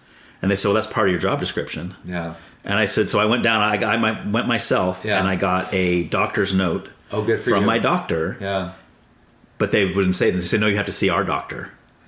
So then I had to go see their doctor, the city doctor. And he's like, well, no, I can't just say. Did you talk to your union rep and have them help you out? Because that's the best thing you can do. I did, dude. That's where the union is good. Yes. Now, when it supports the guy that's literally stealing from the city and like taking naps when he's not supposed to, those are the ones that they support. That's when you're like, but no, I had the union guy with me in the meeting, and they still, I mean, they didn't fire me. Yeah. But they basically, they didn't limit my pay or anything, but they limited my position. They basically said they had to put in a file somewhere. Yeah. Ryan cannot work. This is how they had to word it. Ryan cannot work at a library if there's ever a possibility of him being alone. Do they call it a work accommodation? Something. Yeah. Like that, so that's when they moved me back, and now I'm just in Santa Maria. Okay. But I can't be used as a sub. Like if one of the branches is out, I can't go sub because then I'd be the only one working there. But I'm like, I don't have a problem with these other libraries. So do you feel like if there was ever a promotion and you tried to like go for it, that's like you've been blacklisted almost, probably, right? Yeah. Probably, because I've been passed up over lots of promotions. That's really messed up. It is. Yeah. That's when I see people leave their job and go to like maybe stay in the same industry, but like go to San Luis County or go to wherever, or go to the county library instead of the city library. Sure. But I know it's hard. Yeah, it sucks. Yeah, it really sucks. No, it does, and I'm glad you shared that, because I'm in a position where I have the authority to. I'm doing people's evaluations. I'm literally approving their raises or denying their raises, and so I try to be as ethical as I can. I try to provide as much evidence as I can when I'm giving them that it needs to improve or something like that. Mm-hmm. I follow like all the progressive discipline channels that you're supposed to. In fact, I'm probably way more lenient than I should be in a lot of ways. Yeah. But I'm kind of a softie for people. Like I know, like usually when somebody's like misbehaving at work, whatever that might mean, there's usually a reason for it, and then you can usually talk to them and just kind of spark a fire and say, hey, you just got to pick it up a little bit more. Yeah, and I'm with you. Ideally, if every issue like that could be solved with a simple conversation, that'd be great. Yeah, that'd be awesome. I mean, we wouldn't need anything. We wouldn't need rules. We need rules, but we need like enforcement. We need like law enforcement. We need all this stuff. If you could just talk to somebody, hey man, maybe don't kill that guy. Yeah, and he goes, you know what, man, you're right. Yeah, sorry. Yeah. Oh, it won't happen again. Yeah. He just walks away, But unfortunately, that's not the world we live in, It's funny that the story about the library and the junior high reminds me. So my son and my daughter did go to, it's Paulding Junior High School. Do you know where that's at? You know where the Village of Arroyo Grande is? Yes. So right up the hill, just walking distance is the junior high school. I think my wife went there. So when that junior high school lets out, it just dumps the entire 7th and 8th grade group right into that village, that little tiny quaint little corridor, right? And that little swinging bridge and all that stuff, right? So those businesses just get slammed by 12, 13, 14-year-olds and they're going into their stores. And like, thankfully they're all very respectful, I'm sure. Jeez Louise. So my daughter's like, one of her friends filmed a video of this lady in this like, it's just like a little store where they've got like snow globes and earrings and all this expensive breakable crap. Right. And these kids are just, the kid's like doing that little kind of like filming off to the side where you can't see the camera. And this lady's chewing them out and telling them to get out of there. And I remember I was just like, God, what is wrong with that lady? Why is she doing that? That's horrible. Yeah. And then I've experienced all these kids going through, and I'm like, man, after like however many years of dealing with these kids and all this stuff that's probably gotten stolen and vandalized, and kids going in the restrooms and spraying, like they just don't have the empathy. No, they don't have the capacity for empathy anymore. Right. And they're just like, I'm just to be able to survive. I'm just going to assume that every junior high kid that comes into my shop is going to do something bad. It's profiling. And I'm going to tell them to get the heck out of here. That's right. Because they can't suss. Which is sad, because if a good kid goes in there and they're like, well, I just want to buy some earrings for my mom. You're like, sorry, all your peers ruined it for you. You know, well, the liquor store has it down. So for me, did you go to junior high in Santa Maria? I went to Lakeview. Okay, and I went to work at junior high. Yeah. So work at junior high, everybody would go to, on the minimum, they would go to Jack in the Box. Yeah. And we would always go to Orchid Liquor. Right. Because that was the place. Or before school, we go to Orchid Liquor and then try to sell the candy for more than you bought it for. Airheads, right? Airheads, Mambas, all that stuff, And so, and like bags of chips, whatever. Yeah. But, what was I going to say? Oh, but the liquor store there has they are smart and they thought of a process. So they hired an extra, because they make a ton of money off these kids. Oh, I bet. I mean, they're selling the 99-cent Arizona iced teas for like $3. Yeah. Yeah. And so they have an employee that literally just sits there on the doorstep, and they allow 3 people in at a time. Yep. They hold their backpacks for them. And as soon as those 3 kids go out, they let another 3 back in. And there's a long line of kids just waiting to get in. Yeah. But they're like, that store can't accommodate 28 kids or 40 kids at a time. Like they're just going to smash and grab everything. Right. Exactly. But oh man, that's a good example of the private sector doing it better. Totally. We should have it's called Last Chance Liquor. We should have them operate the border, because they could probably. There you go. 3 at a time. Once those 3 go out, you give your backpacks back over here. Yeah. So kind of, I'm always wondering like why things are the way they are, and we're talking about people that are, more mooching off the system maybe than was happening 70 years ago or whatever, right? Do you think there's been a change in kind of people in general? Like when you think about like your grandfather, do you think he had a better work ethic, or say most of his generation at that time had a better work ethic than say most of the generation of 20-somethings, 30-somethings today? I think the major difference between our generation and their generation is the cost of living and the amount you got paid and your benefit packages. So my grandfather worked for Shell Oil Company. Oh wow! In Illinois, he had a refinery for his whole life. 40 something years. He was in World War II. A veteran and all that. He's all part of the Greatest Generation and all that. Right. He was able to own a home in this little town called Roxana. It was beautiful. I loved going there in the summers and and visiting my family. Had 2 daughters, and his wife didn't have to work, and they had a comfortable life. Yes. And he had a pension, and he had good health benefits and everything. That's not how the world exists now. Right. Me and my wife both work full time. We would not own our house right now if we wouldn't have had made some major sacrifices. Right. So the County of SLO has a ranger resident program. So we lived at Lopez Lake for 5 years. And so if a bear went into a campground and was knocking over a pot of beans, I'd get called in the middle of the night, and I'd have to go out there and rustle them out. It was kind of fun. Chase bears off? Yeah, chase bears off. You've had to do that often? Oh, yeah. All the time. Or there'd be a group of people that were, bumping music and nobody can sleep. And I'd have to go say, hey, come on, man, you got to turn this off. And everybody's trying to sleep. So I did that for 5 years, basically going in the middle of the night, making contacts, and I got subsidized housing for it. We were able to save money and buy our house. But even though we still bought our house, we're not exactly killing it. And we both work really hard. We both work 40 hours plus a week, and we both get good benefits. And we don't have a lot of money to show for it at the end of the month. Right. And, we're providing our kids a good life, and I think we'll eventually have a good retirement when we get out. Right. But that was unheard of in our grandparents' generation. Yeah, and I agree. You could survive off of one income from somebody doing just a working class job. Right. And you can't do that anymore. Right.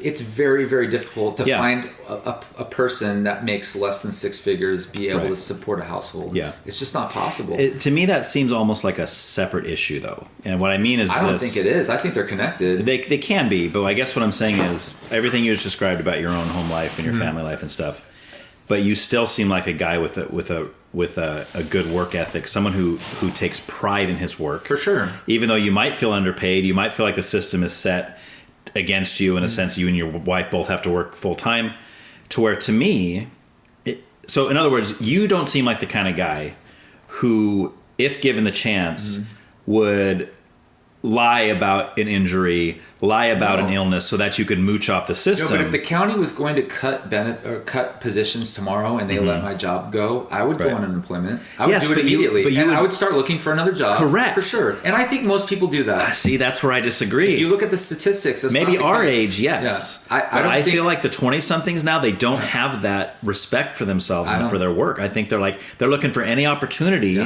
to not work. Honestly, the only way, if you're, if you don't have it, let's put it this way: if you don't have a skill set, there's a couple options you can go to. You could try to get into a trade.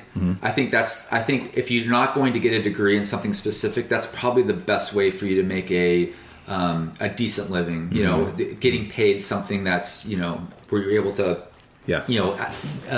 Provide for all your basic needs. Sure. The other way is to get a degree, some sort of a degree. It doesn't matter what it is, but you might have to go into debt for it if you don't have the means, and that sucks. Yeah. But if you don't have those two avenues, there's not a lot of jobs out there for people that are going to pay you a living wage. Yeah. They're going to do things like they're going to work you just enough hours that they don't have to offer you benefits or a retirement. Right. And then you have to get more than one job. And then and they're also going to pay you minimum wage, or they're going to do things like you're going to have to live off of these tips, like people that have to work in the service industry. And I think it's much more difficult for this generation to get a job that, like, one of my neighbors, he's been retired for a long time. He has a retirement and worked as a grocer his entire life. He literally just stocked shelves and ran a cash register. People can't make a living. No way can you own a home, let alone even make rent if you're working full time at Vaughn's. Right. There's just no way. Right. But the previous generations, that was a noble position. That was a job where you got paid a living wage. Right. And I just don't feel like there's as much opportunity now. I'm not saying that, like, I don't buy into like one generation being better than another. I don't. I really don't. I think I've met a lot of kids that I've hired for seasonal employees. We actually hire people on a temp basis in the summer because the campgrounds get full because of everybody being on break. Right. And everything just gets busier. So we need to bring people on just for a little bit of time. These young kids are just as good as anybody I've ever worked with, and they're just looking for an opportunity. That's so interesting. And I think it's just a cop out for people to say that everything is because people aren't working hard enough, or it's just this generation. We have not set them up for success. This is not. It is a harder world to live in. Well, and I would agree with that. Was then. Yes, I would agree with that completely. Obviously, it's much harder now, and it's probably going to continue to get harder, like for our grandkids and on. Yeah. But I find it fascinating because I've had kind of other guys on here that are not in the same work position as you, but in a similar kind of like a managerial kind of position where you have younger people working for you. And their experiences and my experiences are anecdotal, right? Like that wouldn't necessarily, I don't even know how you would even suss this out with a statistical survey or something like that. See, that's what's difficult, right? And because I'm by no means am I saying that every 20-something out there is like that. I think it goes back to how you were raised, to be honest with you. But I don't know about you, but think about what the older people used to say to you when you were younger. I remember my grandfather always saying, you kids these days, you don't know what it's like to do real hard work, and they were right in my case. Well, but they were right in my case then too. But like my grandpa would be so proud of me when he saw me with a drain snake staking out a freaking t-shirt out of a sewer and getting crap all over my pants and stuff so that I could get a restroom to work. Like, I know what it means to do hard work. Sure. And I'm telling you, like, I think that if you put people in a position where they have a job that will provide for their basic needs, I think that they'll have the same kind of work ethic as anybody else. Yeah. But working at McDonald's or working at the grocery store or working in all these places, they're meant for people that they'd be good. They're good stopgap positions for kids in high school or that are in college. Yes. But to do that full time, I don't know how people do it. I really don't. Well, that's where you get back to kind of the living wage thing, to where, interestingly, the person I was just thinking about, I said another guy I know that has the same kind of thing as you. he brought up this living wage thing. Is that Andrew Yang thing where that's like a universal, what is that one where Andrew Yang was like, I think he was running as a Democratic candidate. Yeah. But there was like a universal basic income. I can't remember what he called it, but and I don't even know how this would work. And it sounds sketchy to me, but there's supposedly evidence that if you pay people like $1,000 a month across the board, that you're like meeting certain needs, and then anybody can work certain jobs. I don't know exactly how it all works. I have no idea what that is. But. Yeah, you should look into it though. It's interesting. I know Andrew Yang is. Yeah, I actually like Andrew Yang. It's interesting. It really is. Okay. But our country's never done it before, so there's no evidence to show that it would or wouldn't work. There's no stats yet. Yeah. Yeah. But I mean, when you talk about a living wage, I guess the idea, some people promote the idea that everyone should have a living wage, including the 16-year-old who just started flipping burgers at McDonald's. To where I'm like, well, no, I don't agree with that. I don't agree with that either. I think that there should be entry-level positions. Agreed. And there's going to be people that put in the time and the hard work that are going to move up. I'm not saying... And a fast food worker, someone who's worked in fast food, you move up to a managerial position or even a district. Dude, when I worked at Taco Bell...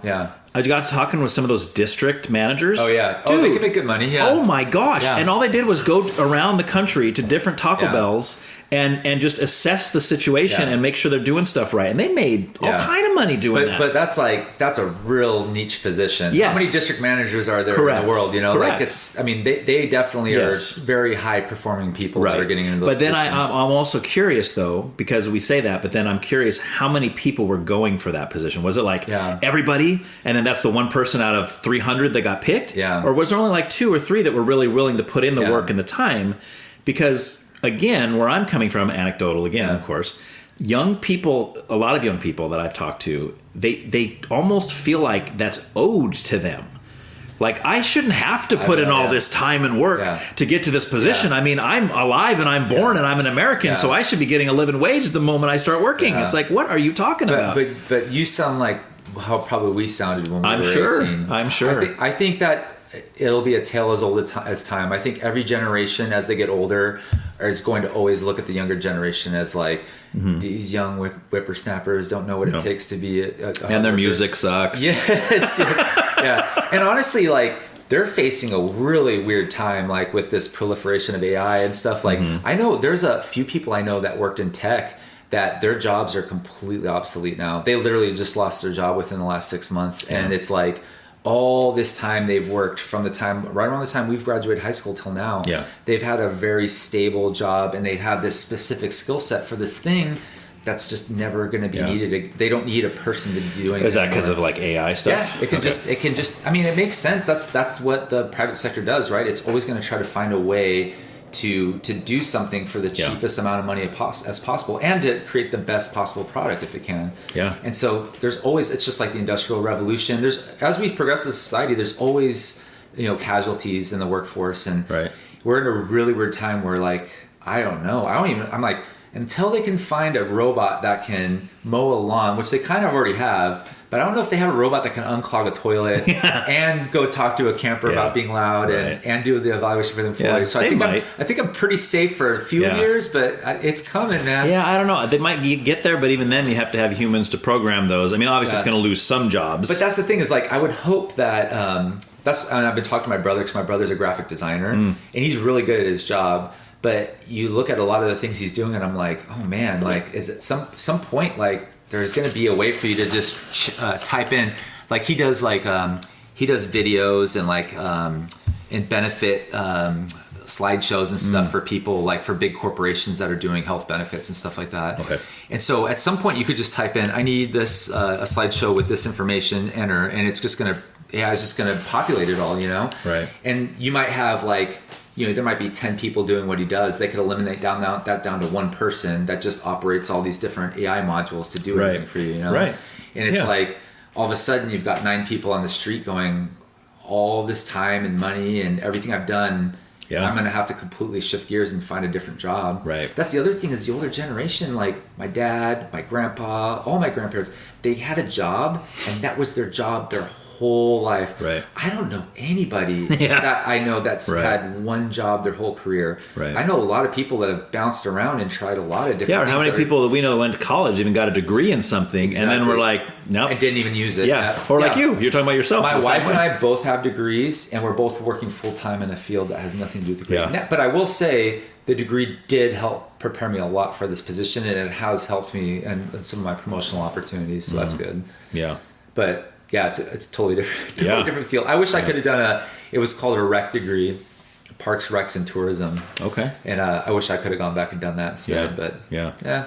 Do Do you like the show Parks and Rec? Does it does it hit home for you? It didn't when I was Ryan staff, but now that I'm more in admin, it really does. Yeah. I kind of I can relate to Nick Offerman's character a little bit. I can get like that, a little cantankerous sometimes. Yeah. We were and I'm also like Chris Pratt sometimes, where I'm kind of goofy so funny. and I see the positive things and stuff. You know. We were just watching a show the other day where. Oh, it was Gravity Falls. You ever watch Gravity Falls? No, what's that one? Oh, it's good, dude. Huh. It's a cartoon. Okay. But it's kind of it's not an adult. It doesn't have bad stuff in it. Yeah. Is it so anime when I say, or is it it's something else? No, it's not Okay. anime. It was. It's hard to explain. Huh. It's funny. Is it just on Netflix or something like that? It's on. I think it's on Disney Plus. Oh, okay. I think. Yeah, but it's a neat show. Oh, it was cool. only 2 I'll look it seasons up. I of like it. stuff like that. It's good, dude. It's Yeah. got a really cool. But he comes in. This character comes in. Yeah. I'm like, who the heck is that? And my son looks him up. He's like, oh, it's Nick Offerman, the guy from Parks and Rec. I was like, That's funny. oh, that's why his name. His voice sounds familiar. But Yeah. it's a really cool show. That's It's funny. got a bunch of you hear a bunch of voices where you're like, oh, I know who that is. You know, a bunch of people you recognize. But yeah, it's pretty cool. All right, cool, man. Last section's getting to spirituality. Okay. So you said some things already. Yeah, I just It hinted sounds a little like something. yeah, like you mentioned agnostic, atheist, Yeah. but you also mentioned going to church when you were younger, Yeah. and that your mom was Catholic. No, your dad was Catholic, That was and your Catholic. mom was Presbyterian. Presbyterian, Yeah, which is so- kind of like a Scottish sect of Christianity. right, yeah. I have One friends. of the Lutheranism Yeah. sects that came out. Right. So growing up, did you go to church often? Well, just on Sundays. Well, And, I mean, yeah, but like regularly, weekly. So it's funny. When my dad came from a very hardcore Catholic family. Okay. They had like 6 boys. You know, all of them went to Catholic school, all boys Catholic school. We think that his mom, my grandma, probably had some mental health issues, and the way she dealt with it is she would never ever miss morning mass. Oh. Every day of her whole life, whether she was sick or not, she was getting to morning mass, and it was it's very therapeutic for her. Like it was that she had to do it or else she would not feel good, and so like maybe she thought God would be mad at her or something if she missed it. Yeah. She would come to vacation with us, and she would go to St. Louis de Montfort every day while she was staying with us because she couldn't miss it. You know, even though that wasn't her home church. No, but it was the closest Catholic church she could go to. You know. Yeah. And so, so my dad grew up in an environment where, like, you know, he was an altar boy. He was, you know, it was just drummed into him his whole life. His brother, my uncle Kevin, actually was going to be a Jesuit priest for a while. Oh wow! And then he went fully off the deep end. Like he was like, I'm going to be like one of the people that like teaches in like a high school or something like that, you know. And then he went way off and became a complete atheist agnostic person. Oh, really? Within like a couple of weeks. It was Okay. crazy. I don't know his full story. I just know that. This is your dad? No, this was my uncle. Your uncle. Yeah. Okay, gotcha. So my dad, my grandma was very upset that my dad was not marrying another Catholic. That's how bad it was. Oh, yeah. And so my mom had to like take classes and do all this other stuff, and then they got married in a Catholic church and everything, and then they moved to California. And when I was once they moved to California, they were still believers, but they didn't really go anymore to church at all. And they never really found a church community when they were living in they moved to Riverside originally. Yeah. And I was born still, you know, no exposure to church. I was maybe 2 or 3 years old, and we went to my grandma's house in St. Louis, and you know, she's hardcore Catholic, so she's got pictures of like Christ on the cross that are not like they don't seem safe for work. I mean, there's blood coming out. Oh, of yeah, everything. they're graphic, yeah. They're very graphic. Yeah. And for a little kid that doesn't know the story or doesn't understand it, Like, why is there a dead guy bleeding on your wall? I started screeching and my pointing and God. saying, "What did they do to that man?" Yeah. And I'm crying and yelling. Oh, man. And my grandma looks at my dad like, what? He does not know who Jesus Christ is? Like, I'm going to kill you. And so... Because Jesus would love that. Yeah, of course, for sure.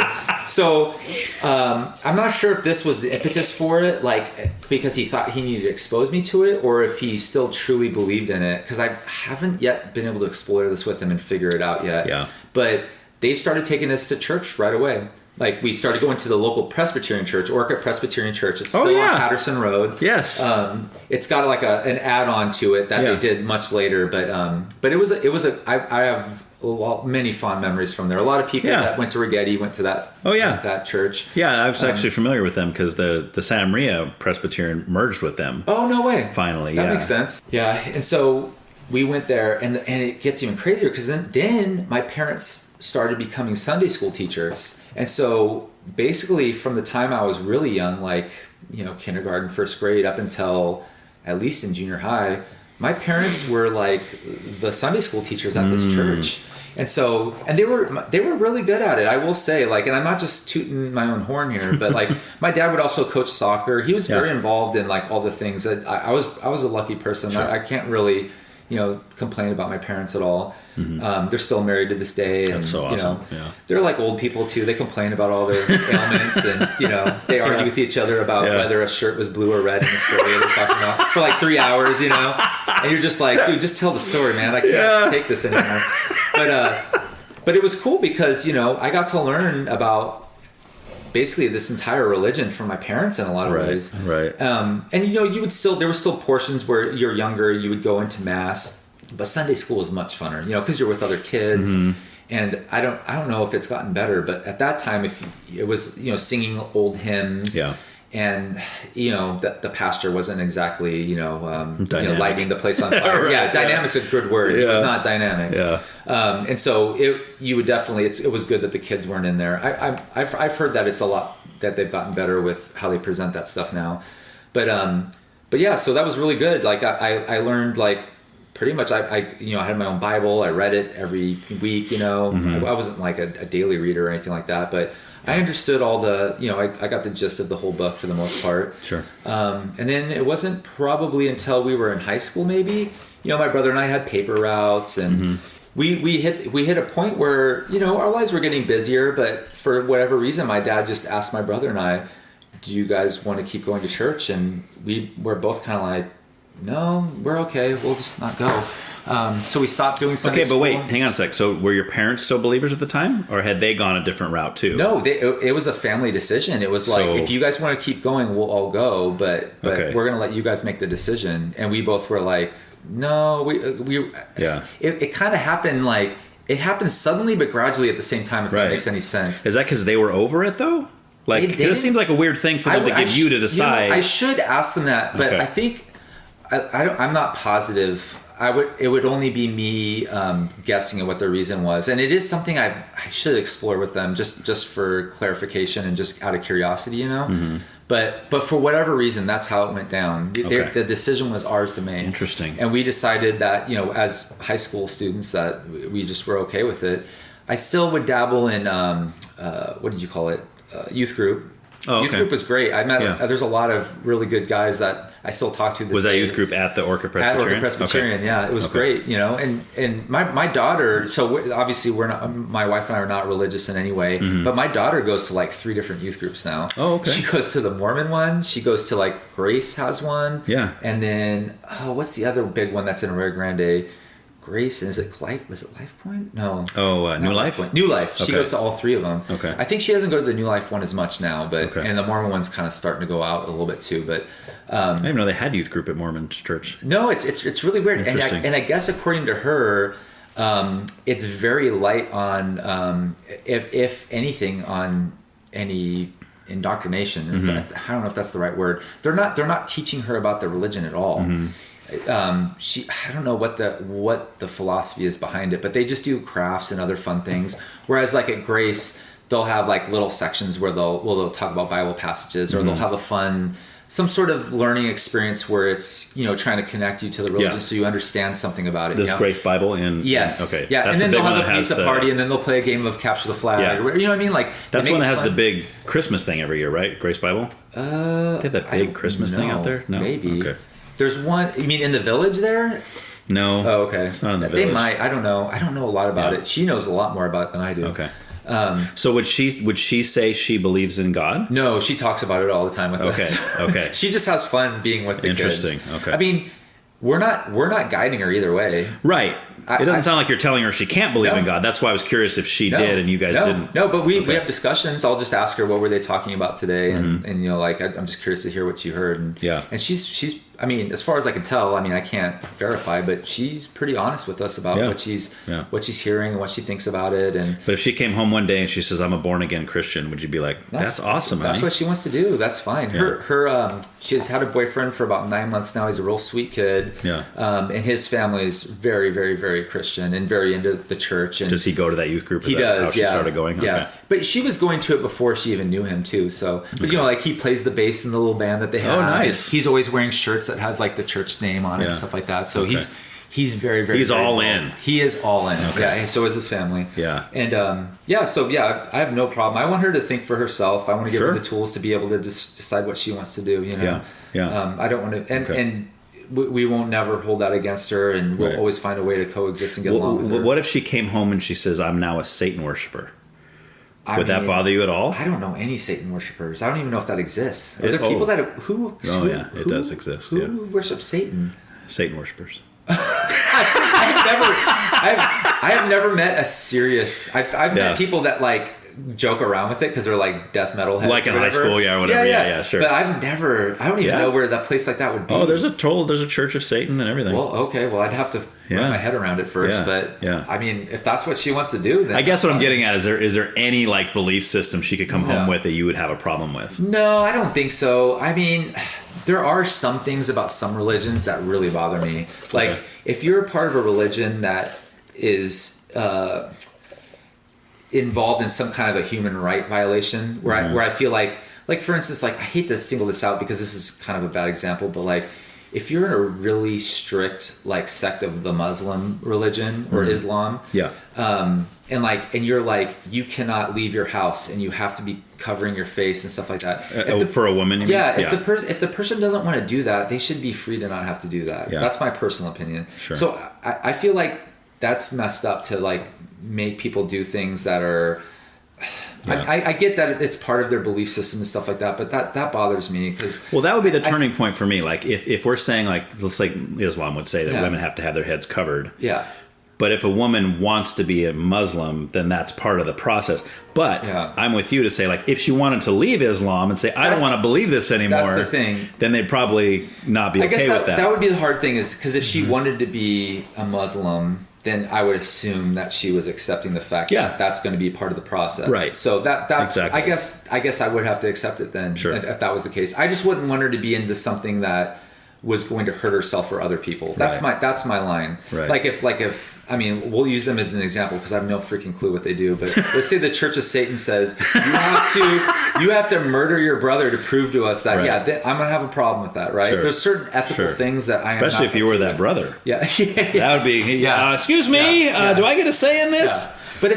But if you're just worshiping or whatever the term is you want to use, and you're not hurting somebody else or other people, then I'm totally fine with whatever you want to believe. It's not going to hurt me in any way, shape, or form. Okay. It's when you start hurting other people when that's kind of the line I would draw. Now, would that be limited to just physical harm? Because some people would say that if you raise your kid, let's say as a Christian, that's child abuse. I don't know about that. You see what I'm saying? No, I don't. I mean, I don't know how you would draw that line. Okay. Because we all teach our kids different morals. Like, I had friends whose parents were okay with them smoking cigarettes when they were 11 years old in the house, and they were giving them to them. Yeah. Like, do I think that's a good moral thing to do? No. But I don't know. Apparently the law doesn't think so either because they probably could have gotten in trouble for it. Probably. You want to drop their names right now so we can get them in trouble? Okay. Who knows if they're even around anymore? I mean, kids like that may not even be on this earth anymore. Yeah, that's true. That's true. They started smoking at 11. Yeah. They probably had emphysema by 25. Yeah. So Yeah, but there's so many hypotheticals that you could get into with that stuff that I don't even know where I would draw the line. It would have to be like a case by case basis, Right. And honestly, there's so many things with raising kids that you think you've kind of thought ahead about what you're going to do to prepare, but every week I feel like there's a situation that comes up where I'm like, oh man, I didn't know this was going to happen. Like, how are we going to deal with this? You know, Right. It happens all the time. Sure. And it blows me away. And then your parents will be like, oh yeah, that happened to you too. And you're just like, why didn't you warn me? Because you probably wouldn't have believed them anyway. No, I know. So I'm really curious before we get on into your agnostic atheism. But your parents today, what's their beliefs? Are they atheists? I will say my mom, from what I can tell, probably would still consider herself a Christian. Okay. She still has a really strong connection with her family back in the Midwest. Okay. And I don't think I know for a fact actually that I have some cousins that I love and I still get along with great to this day. A few aunts and uncles that when they find out what I believe, they're not cool with it. Oh, really? And they will tell me that to my face a lot. Yeah. And they're basically telling me you're going to hell, or this isn't good to be, that you're exposing your kids to this lifestyle, and all the other like guilt trippy type things they're trying to do. And I know it's coming from a place of love. Yeah. I'm very forgiving of that. They still love me too, and occasionally we have to smooth things over and it works out fine. Yeah. But I think my mom still feels that pressure, and so when she goes back, she'll go to church with people. Okay. But when she's home, no church. She ain't going. She'll read the Bible on her own or anything? No. Nothing. Okay. I don't even know if we have a Bible in that house. Okay. They might still have one. Okay. My dad might have his original like First Communion Bible from when he was in Catholic church. Okay. But my dad for sure is he's definitely not a. If I had to guess, and I should talk to them more about this. Yeah. Well, maybe they hear this, then it'll spark up a conversation with you guys. I would say that they are. They probably believe that there is a God. Number one. Okay. They probably subscribe to a Christian version of what that might look like. Sure. But they don't necessarily feel like that they need to participate like in a specific organized version of. Right. They just feel like they lead good moral lives, but they're not reading the Bible or putting a lot of effort into it. Okay. That would be my guess. Okay. Yeah. Okay. So now kind of walk me through like what you mean by agnostic atheist to describe your own beliefs. So from what I can tell, and there's a lot of subsects here, but there's really 4 ways for you to kind of go about this issue, right? There's the Gnostic side and the agnostic side, right? So there's the Gnostic atheist, right? That's somebody that thinks that God doesn't exist and I can prove that God doesn't exist, right? Then there's the Gnostic theist. They believe that God exists and they believe they can prove that God exists. There's the agnostic theist who believes in a God but doesn't necessarily think they can prove or disprove that they're there or not, but they still believe, And then the agnostic theist, which is what I am, is I don't believe in a God, but I don't there's no way I think I've got it figured out. I'm not saying that you're all wrong and you're all stupid. I'm just saying I personally, my belief system is I tried, I really did. I struggled with it. I cried over it. I really wanted to believe. And for whatever reason, I couldn't get there. I just couldn't. But you're open to it. 20 years from now, let's say some new evidence comes to you. I'm open to anything. Okay. I'm open to aliens having created us. I don't know what did any of this. Well, that's what we're going to get to next. Believe it or not. Yeah. I don't necessarily think that happened. Yeah. I'm open to anything that can convince me otherwise. Okay. Yeah. But that evidence has never been forthcoming, and I have done an exhaustive search, and I continue to be curious about it. I'm constantly listening to interesting podcasts and reading books and things that challenge me and just trying to see what's out there. So, and it is a journey, dude. I kind of mentioned this even with the music. Like my favorite band there are a few bands that'll kind of always be my favorite bands, but within that bottom part of my top 5, it fluctuates. Yeah, it really does. Right, because you age and things change and you see things differently, and so I'm like I said, I think life's it's a journey for sure, and I just my main focus is just I want to raise kids that are going to be good members of society, be kind, be respectful, help people, like live by the golden rule, treat other people the way you want to be treated. Right. And my wife and I do the same. We volunteer for nonprofits. Like I said, I'm on the board for the union. I volunteer my time for that. She's on the board for the Big Brothers Big Sisters of Slow County. Yeah. Like we try to do things to provide community.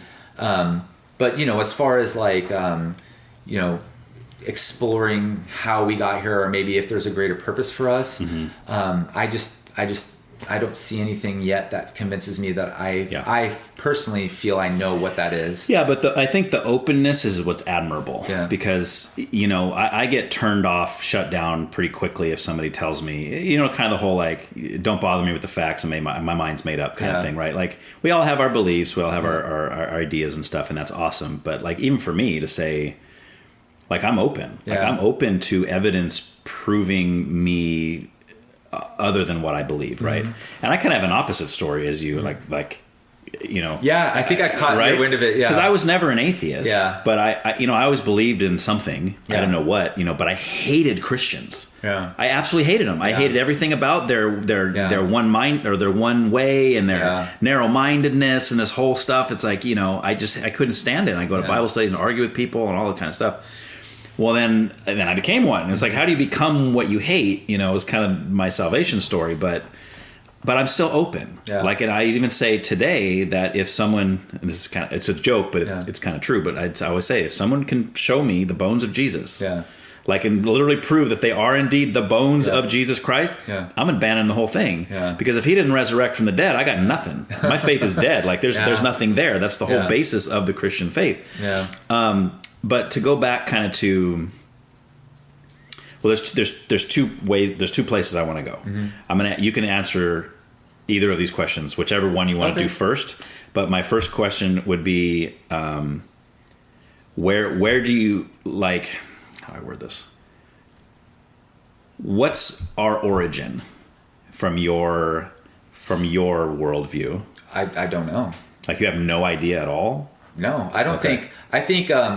I think science does a good job of trying to answer that question, but it obviously hasn't figured that out yet. Okay. I think there's lots of good theories, but it's almost a fool's errand at this point. I think it's noble that people are trying to always figure that out. Yeah. I mean, I don't have the mind for that kind of stuff, but it's like, you could go, depending on what you believe in, whether it's evolution or the Big Bang Theory or creationism or something. Sure. There's always something above that. Well, then what created that? Well, then what created that? It's like you'll never find that answer. At least not in our lifetime. We won't. But would you agree that everything that's created has a creator, regardless of what that creator is? I'm even open to us not even understanding what it is that did what it did. Like we might not even have the capacity to understand what did everything. Yeah, and I'm with you. So but you would say something did, though, right?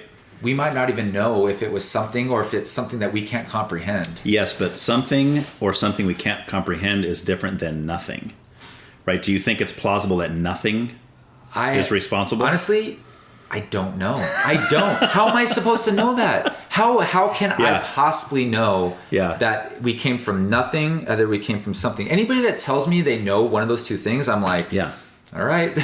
Well, I guess it's just because it's kind of because it seems in a sense logical, right? Yeah. Because there's really nothing in existence right now that didn't come from something, right? Like everything we see around us that was created, we know that it was created by somebody. Yeah. That chair you're sitting in, this laptop, the ceiling, this house. Like it would be kind of ridiculous to think that this house just appeared here, right?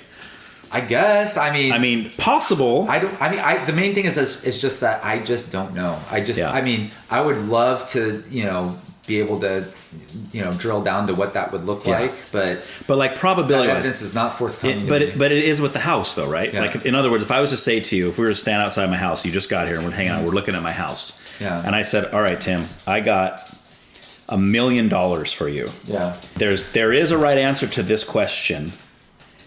Did a human being or multiple human beings build this house, or did it just appear here? And if you guess the right answer, I'm going to give you this $1 million. Well, Which one do you guess? I mean, you're asking me to think about something that I know tangibly happened versus something that none of us has any evidence of what happened. But the answer to that would be there was a builder, right? Well, I mean, we know that your house was built. I can't think of a Right. hypothetical on how it wasn't built by somebody. Right. Whereas the origin of the universe, nobody knows how it was built. Because we didn't see it be built. Yeah, so, I know. So I can't compare something tangible that was built or that was created or that was added onto. Right. I can't compare that to something that I don't know about. Yeah, and I get that. I understand there can't be like a direct connection, but like kind of an indirect connection. Just from what we know is that everything, at least in this scenario, other than me and you and life in general, but everything else that's non-life, there's nothing that you can think of that's non-life that wasn't created, right?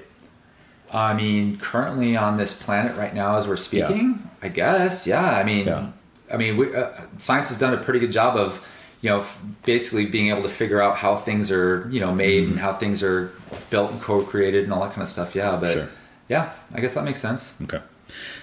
So like when we look at like intelligent design theory, you think there's any like plausibility to that theory? What do you mean by intelligent design theory? So intelligent design theory, and this is where we're going to get in aliens. Okay. I told you we were going to get there. So intelligent design theory, and this is something that even like Stephen Hawking believed in when he died, and a lot of evolutionists, atheists, physicists, kind of held to this position newly. It's kind of a newer, but it's the idea that something intelligent created everything. It doesn't specify who that somebody is. It could be God. It could be the universe. It could be space aliens. It could be some higher race of humans that lives on Jupiter. Like it doesn't answer that question. It's just simply the theory. It's basically the theory of a reverse. It's basically saying that the idea that nothing created everything makes no sense. So something intelligent must have done it, right? And it, like I said, it doesn't explore really who that is. I could see that being a theory for sure. It's a good theory. It's definitely based on how, we live our life and what we know of the world. It makes sense. It's still a theory to me though. I don't know how it doesn't explain to me how it happens still, you know? Right. So that's I get you. Like I totally get it. Like because that it makes sense though. Yeah. It does. Yeah. Just based on like what what we see around us and what we view. That's kind of the direction. That's kind of the bare bones direction that I feel like we go with it. And you can.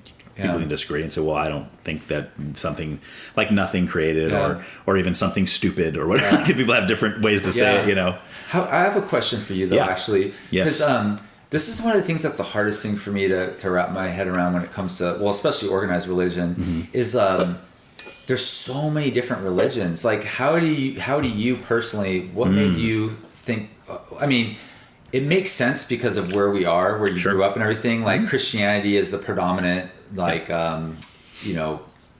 religion that people adhere to in this area of the world, right? How do you know that like that's the one for you versus like have you ever like explored like Hinduism or Buddhism or and for you that Christianity is the only one that speaks to you? That's a great question. So the first thing I would say because there's people that obviously feel like you do about a religion that preaches 100%. A completely different thing. Yeah. So the first thing I would say was I don't know 100%. I would never claim 100% knowledge on anything, right?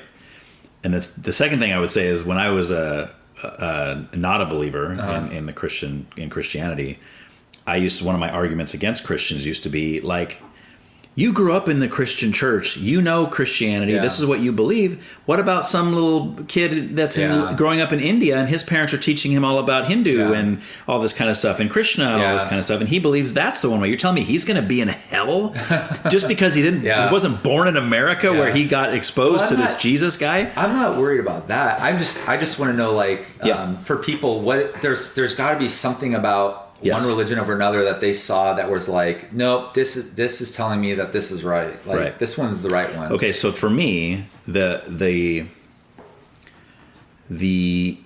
quick answer, which I'll go into a little bit more, but whenever people ask me that, I say the quick answer is, to me, Christianity is the best explanation of why we're here. Oh, okay. So that's the quick answer. But I mean, we could get into all kinds of things with this. But I did, because I'm an analytical. I'm a cynic. I'm a critic, big time. That's why I hated Christianity so long, right? But as I started to look into it, and I really started to break it down. I mean, you see a lot of these books up here. I was looking at them. Those are some good ones. Yeah, I have a lot of apologetics books and stuff that I've looked into Buddhism. I've looked into Hindu. I've looked into all of them. I've even looked into atheism. I've read books. I've read books by Hitchens and Dawkins and all these, God's not great and all this kind of stuff. Because I'm open, and I've said, here's the thing, dude. If Christianity's false, why am I wasting my time? I don't want to mess with it. I only want it if it's true, right? So I look at things in the sense of probability, not 100%. And from all I've studied and all that I can see, I'm placing my bets on Christianity being the true belief system. Again, you say, Ryan, can you prove that 100%? Of course not. I can give the reasons why I believe it and the things that brought me to that place. Anxiety played a big role in it. To be honest with you, because I was. People do have a lot of fear. I've seen people convert into something when they're terminally ill. Sure. Because there's a lot of fear at that point. And I would never be critical of that. It's just interesting to see that happen, where you're like, they're facing death, and there's some sort of anxiety that's coming. Well, it makes you evaluate life, right? Like, what's going to happen when I die? Like, we can be young and be like, it's just nothing when I die. But then you get there and like, wait, was I wrong or was I right? It's something to think about. And, there's been those supposed deathbed conversions and stuff. And they say people like Jeffrey Dahmer supposedly became a Christian before he died. And that's funny. You got Christians split on the issue, like, I hope he's not in heaven. He's a terrible human being and blah, blah, blah. And then other Christians are like, no, he's forgiven just the same way you're forgiven and blah, blah, blah, But, I don't know. But I mean, even within Christianity, I'm a cynic. I'm the guy that a lot of times people don't like to have at Bible studies because they're breaking down a Bible verse, and I'm like, that's not actually what it says. But I'll go back to what we were talking about, how we said we're in meetings and we bring stuff up. Sure. I think organizations, belief systems, I think all of those things do better when people don't just blindly accept what it is, and they have people that are always questioning and trying to improve and make things better. I think that's a good thing. So what about? Do you have more questions about that? Do you want to go? Okay. No, that makes sense. I don't want to cut it short, but no, that makes sense. I'm just always curious about that because growing up where we live, I mean, there's some what's the word? There's some diversity in this area, but for the most part, not really. Not like there is a lot of different places. It's predominantly Christian, right? Or Catholic, some sort of a Christ type of religion. Right. There's not a lot of like other religions in this area, so just by probability, it seems like most people are pretty much that. But what's interesting, and again, this is why I become a pain to some people, is because I'm the guy that I'm very biblically literal, and I don't think that everyone that says they're a Christian is actually a Christian. So I can be in studies, I can be at church, I can be talking to people, and I'm like, well, wait a minute, that doesn't. I mean, a lot of things they'll say, I'm a follower of Christ, I'm a believer in the Scripture, yet they live their lives the opposite. So that's like saying you're a vegetarian but you eat meat. It just doesn't make any sense. You can't be both. You're either a vegetarian or you eat meat. You can't be both. So that's the hard thing about having a religion that's so forgiving.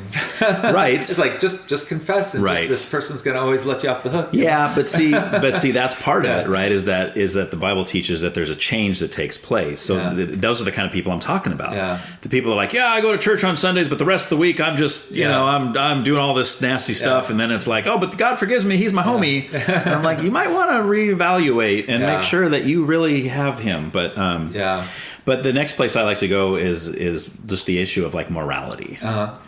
We all have morals. Most of us would say murder is wrong. Right? That's kind of a universal morality that we all hold. But then as you get down the line into the less severe stuff, someone's like, some might say that's bad. Some say that's not bad. Talking about things like I don't know, like sexual stuff, premarital sex or sex, adultery, those kind of things. Some people might say, well, that's wrong because you're wronging your spouse, but it's not really morally wrong because you're just you're just feeding your physical need. Yeah. Like you saw your coworker, you liked her, she liked you, you guys were out at a party one night, hey, let's go to the hotel. Yeah. You know, and on a moral level, there's nothing wrong with it, Yeah. but it's just destroyed your marriage because your wife find out and now your kids don't, you know. Yeah. I think I'm not the kind of person that would argue that, I mean, religion goes both ways for me, especially organized religion. It provides very good reasons to be moral. It provides reasons to do some heinous things in a lot of cases that people selectively, you know, decide that they don't want to talk about or they don't adhere to, or they reinterpret it in a certain way. Well, let's talk about it. I think I mean I want to know what some of those are. The main thing is that I do think that there's a religion can provide a good framework for people to live a good moral life. I think there's a lot of good arguments to be made for that. Yeah.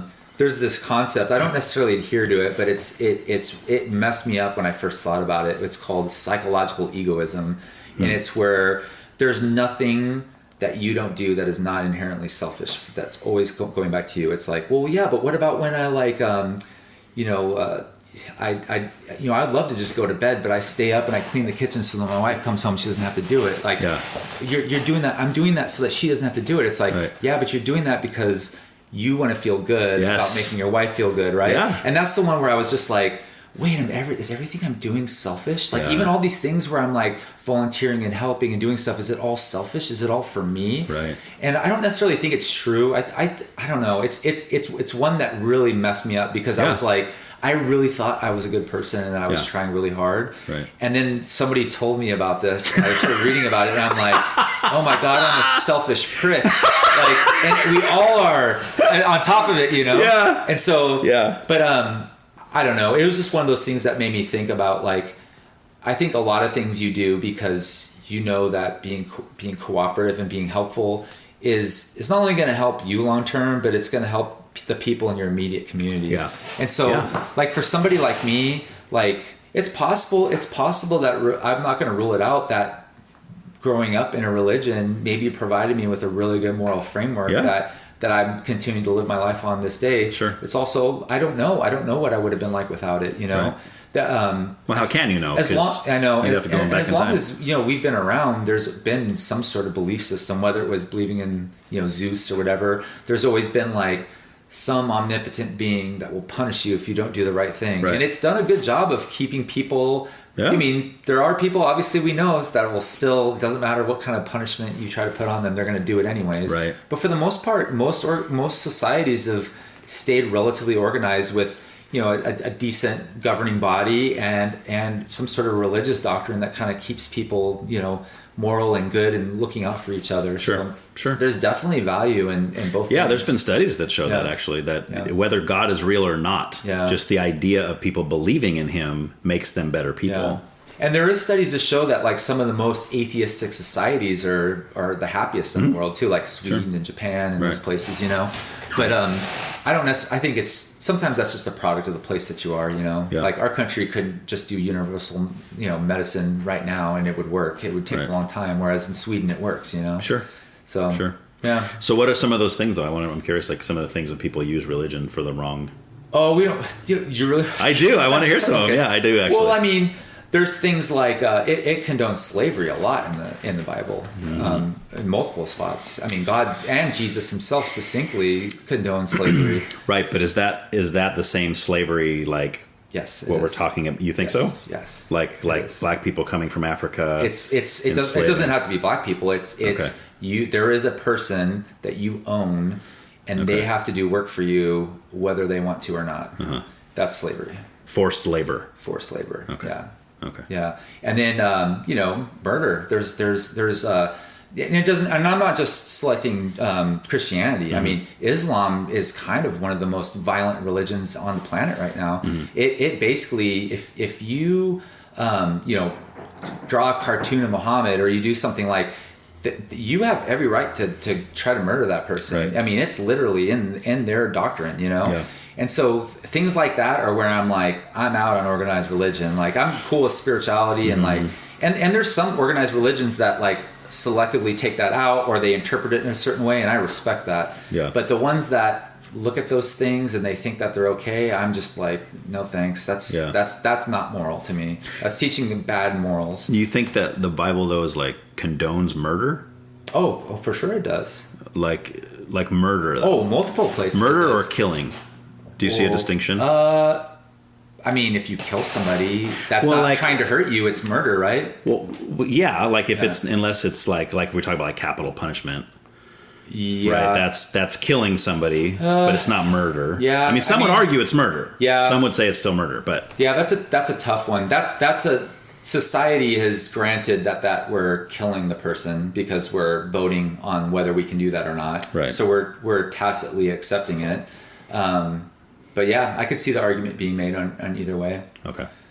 But yeah, I mean, those are just like two examples of things I've seen where I'm just like, that's a pretty tough one to get over. That's the hard thing too, is I really wish if they would have made an organized religion, pre like current times where we have like cameras and all this other stuff. Only when there was written doctrine, that was it. Yeah. That was similar to the U.S. Constitution, where you could be like, hey, there's a set of guidelines and rules, and we can manipulate and move them as we go along because we don't do slavery anymore. So like we're gonna like take that out now and do this, Right. But it's like it's like it was written at a certain time, and that's what it is. And now we're forced to try to reinterpret it and change it and move it around to make it meld with our morals currently. That's really difficult to do. Yeah, I agree. I don't know. I don't know if I would agree that it's the same thing that we're picturing it to be. Because I mean that the text in the Bible is like it's and in the Quran it's the same thing. It's like you have a vessel, and an omnipotent being is like kind of communicating a doctrine to that person, who's then communicating that to a bunch of people who are going to write it. Mm-hmm. And then it gets interpreted multiple times, and then it kind of gets, that's why you have the different sects, right? This religion interprets it a certain way. Yeah. Like Judaism doesn't think, as far as I can tell, they don't think that Jesus is a Messiah, right? Is that the No, they don't. Well, yeah, Judaism does not believe in the New Testament at all. Oh, not at all. They believe Jesus existed. But they don't think believe he was the Son of God. Son. No, oh, okay. No. They just think he was a... but I got to be careful because that's Judaism. There are Jewish people that believe Jesus is the Messiah. What religion is that then? Well, it'd be Christianity. Oh, okay. But so my point is just like I'm Italian, and I can be a Christian the same way somebody can be Jewish and be a Christian. Yeah. Right? I'm sorry. I keep forgetting that. Yeah. That's a good point to bring up. Ethnicity, and then there's religious belief. Yes. So yeah, you're right, because I do know people that do consider themselves Jewish. Yeah. But they're not religious in any way. Right. Yeah. I didn't even think about that. And by other point, you could be Iranian and still follow Judaism as your religion. Yeah. Well, like my wife is Armenian, and Armenia is weird because they're considered Caucasian, but they do not look Caucasian. They look Middle Eastern. Okay. And they're mostly Christian. In fact, the Armenian genocide was Muslim countries basically ethnically cleansing a Christian area of the Arab world because it didn't fit with their area. So it's not very well known. Like people know about a lot of the other genocides, like obviously the one that happened in World War II with the Jews, but the Armenian one is like just swept under the rug. But there's a lot of good history on that. Not good history, but bad history. And it's why her ancestors ended up here. But nice. It's really sad. But I don't know. It's definitely it's crazy because I am fascinated by it. I'm always reading books about different religions and different figureheads. Like the Mormon religion fascinated me for the longest time. Oh, really? Oh, yeah. It's such an interesting story. Yeah. Plus, it didn't happen that long ago, And I don't know. It's just it makes life more interesting to like explore these questions and kind of get down to the brass tacks on what you think happened. And, for sure. All right, last thing. Okay. Kind of back to the morality thing.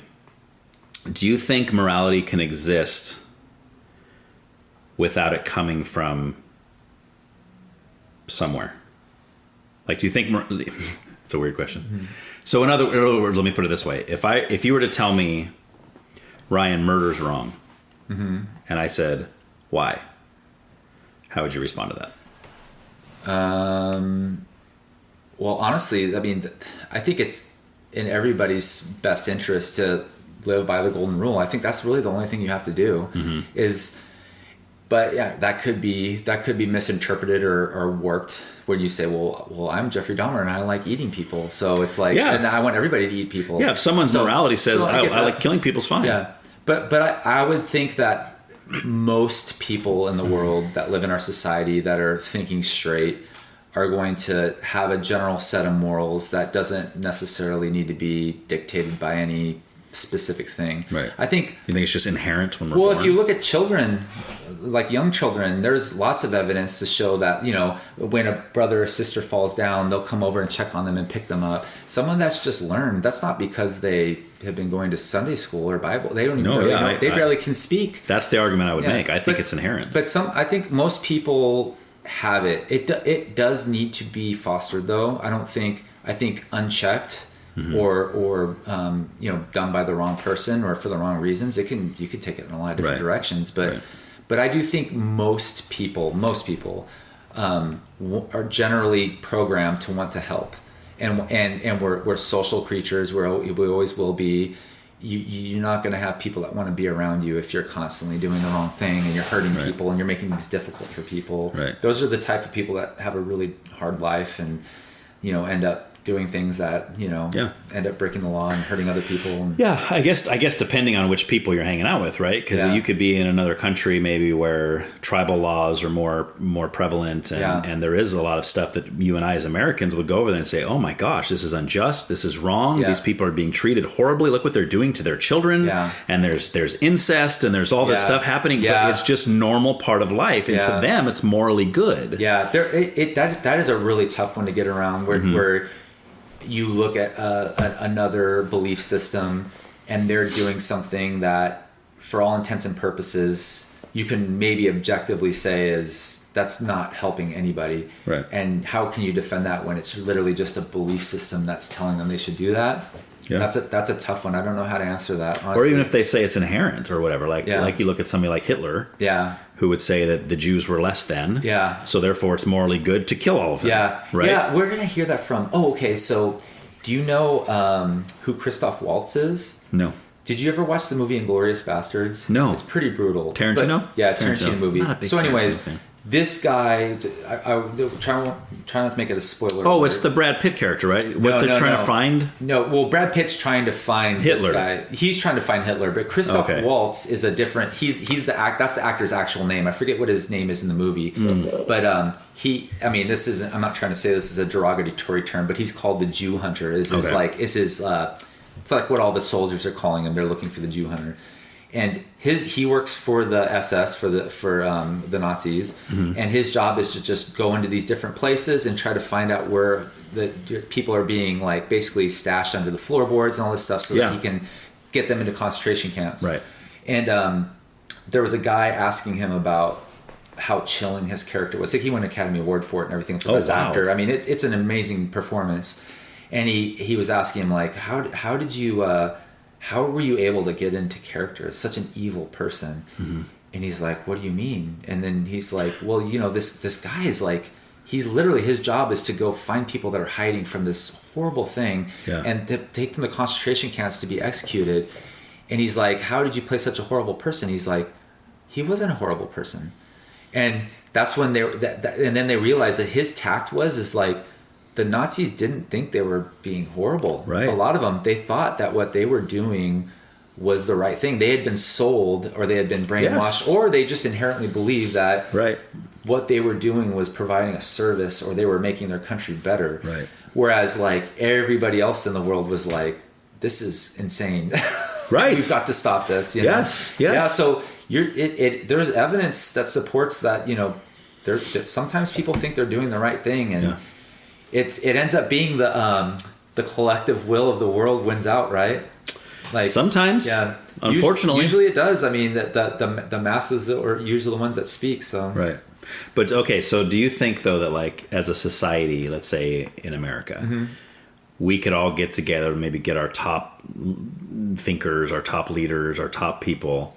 Do you think that they would be able to come up with a moral code that you would agree with and say everybody should live by this moral code. I do, but it will never happen. Right. Yeah. But you think it's possible? Yeah, it could. Okay. I think it could be possible, but it would need to be it would need to be built in a way where it can adjust over time, because there's things today that we all know are wrong and illegal that were completely fine 50 years ago, right? And that are abhorrent and that we would never ascribe to. Mm-hmm. And so you definitely have to build in some sort of a system where you can be malleable, and in the majority, and there's constantly people checking it and looking at it and reevaluating it, mm-hmm. because things change, you know. But see, the question though, and this is what's fascinating to me, the question is, as we evaluate it and we change it and we look at it, like, what are we basing that on? Well, hopefully we're looking at what the effects are. It's like I let my kids drink sodas. Yeah. And I'm not proud of that, but I drink soda too, so I'm not going to be too much of a hypocrite on that one. I'm a hypocrite though. Right. But, you know, if I found out in like 10 years from now that was a major carcinogen and I'm hurting our, you know, bottom line, then I would hope that I would make the right decision to not do that anymore. So knowledge comes in that changes. Yeah, I would hope so. That would be a good reason to. It has to be a good reason to make the change. It can't just be you're just changing to change. You know, in general, it should be something that you're either hurting somebody or you're setting us back. You're doing something negative to our collective human experience. Yeah. And really, I look at the whole earth, like even other beings, the environment. Sure. All that stuff. We should be doing everything we can to promote the best quality of life for us now and for future generations if we can. Yeah. And any kind of effort you want to put into creating and benefiting that, I am completely supportive of that. But it's more like knowledge based in the sense, like if you like we had slavery. Yeah. And then a certain portion of the country came to the knowledge that, hey, you know what? These guys aren't any different than us. Exactly. They just look different. But on the inside, we all bleed the same. We're all human beings. I always have a really hard time with that one because I don't know. Did people, when they were doing it, know that already, or did they not? I don't know. Okay, so I think some people didn't and some people did. I would agree. Yeah. And I find that fascinating again, but I think that... See, but I even think some of Hitler's men knew what they were doing was wrong. For sure. I think their desire and maybe their twisted minds or twisted hearts maybe took some pleasure in the pain of others. And there was a lot of people that did it because they didn't know what else to do. They just, I'm going to conform. And out of fear, maybe. And I need to do this because the alternative is worse for me. Right. And they knew it was wrong, but they did it anyways. Sure. Because if they didn't, then it could mean that they were going to get killed, basically. Right. You know? Right. And that's. But it's all kind of a moral viewpoint in a sense, or even a knowledge based. I think it's more of a moral based. But like, they always pose the question, like if you could go back in time. Oh yeah, I've heard that one. And take Hitler out, right, when he's a baby. Like, let's say he's a baby, and people say babies are innocent. Yeah. But you know the future. Yeah. You know that innocent baby is going to turn into Hitler. Yeah. Would you be able to take him out? I've heard that one too. You know? Yeah. Yeah, I don't think I could. I've never killed a person before. Right, exactly. But like when you think about the fact that you'd be saving the lives of millions of people. You would think you would do the right thing. But I don't know. Those hypotheticals are funny because it does give you some insight to how you think and stuff like that. But they're also like, there's no way that could happen. Well, some people go even farther. They say, I'm going to make it even more interesting. You can time travel back in time, but you only can go back for one day, and that day is before Hitler's born. But you're near his mom. Oh, gotcha. So do you take his mom out in order to prevent her from getting pregnant with Hitler and giving birth? Yeah. Even though he's not even in existence yet, but he will be. He's a potential. The only argument I can make for that is, and it's like this with most political movements. Hitler was obviously charismatic in some way. I don't see it personally, but it was a different time, it was right? The mustache. They dig the mustache. It was a different time. It's a different culture. It's a different people. So it's who knows if I was a product of that time, if I would have been like, wow, this guy's speaking to me, you know? Right. But there was obviously some sort of movement post World War I where Germany had gotten crapped on pretty bad. Not to mention they're the ones that started the whole mess in the first place. World War I was them attacking, etc. But there might have been somebody else that would have filled his spot no matter what. Could be. Maybe they wouldn't have been as charismatic, or maybe they wouldn't have gotten as far. But there was a lot of anti-Semitic sentiment in that country at that time. Right. And he was like, people want to blame like people that are on my side of the political aisle. They want to blame Trump for everything, and he's definitely an easy scapegoat for sure. Yeah. But they aren't looking at like, if Trump goes away, like the people that voted for him and want his policies are still there. Like you're not getting rid of what you perceive as the problem by just getting rid of that figurehead. Yeah, like you take there are Trump. Other people that are going to come in and fill those spaces. Because Vance would be the president if you took Trump out. It's a structure of ideas that are proliferating that you need to tackle, not a person.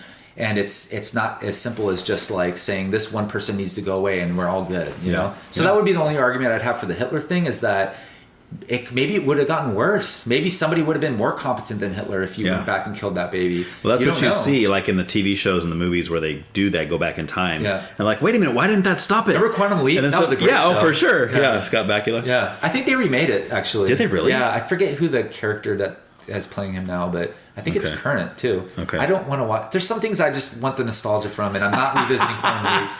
If it ain't broke, don't fix it, right? Yeah, exactly. All right, final thing. I know I already said that like twice, but you reminded me of something else. Earlier you said when you were trying to you're struggling through your own beliefs and your doubts and all this kind of stuff, you said, I think, that you wanted it to be true. Yeah. Like you wanted it to be real. Yeah. Do you still feel that way?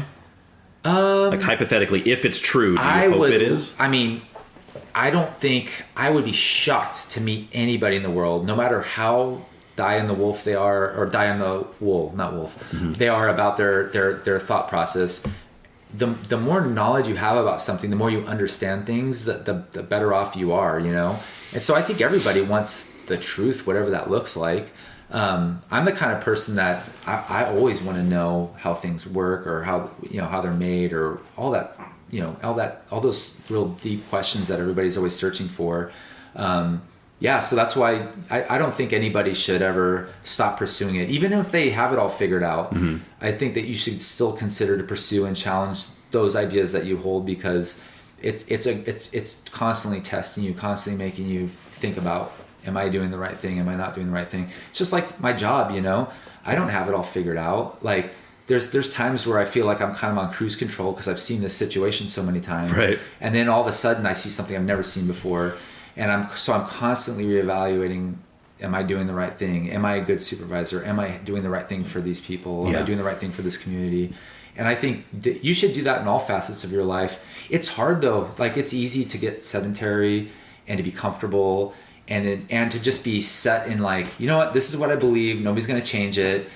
And now I can just sit in my little echo chamber, surround myself around with people that think like me and won't challenge me, and just live a nice, comfortable life.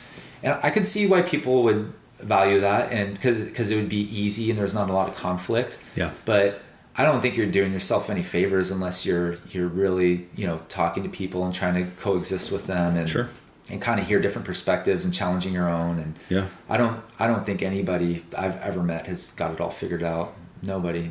There's some people have it more figured out than others, but there's a lot of people that think they have it all figured out. Yeah, for sure. All right, cool, man. That was fun. Thanks. Yeah. You're good at this, dude. I enjoy it. When are you going to get your first sponsor? I don't know, man. Thanks again for checking out this episode. Tell all your friends, and even your enemies, to listen to these amazing discussions. And if you want to be a guest, let me know. That email, one more time, is whycan'twetalkaboutthat@proton.me. Until next time.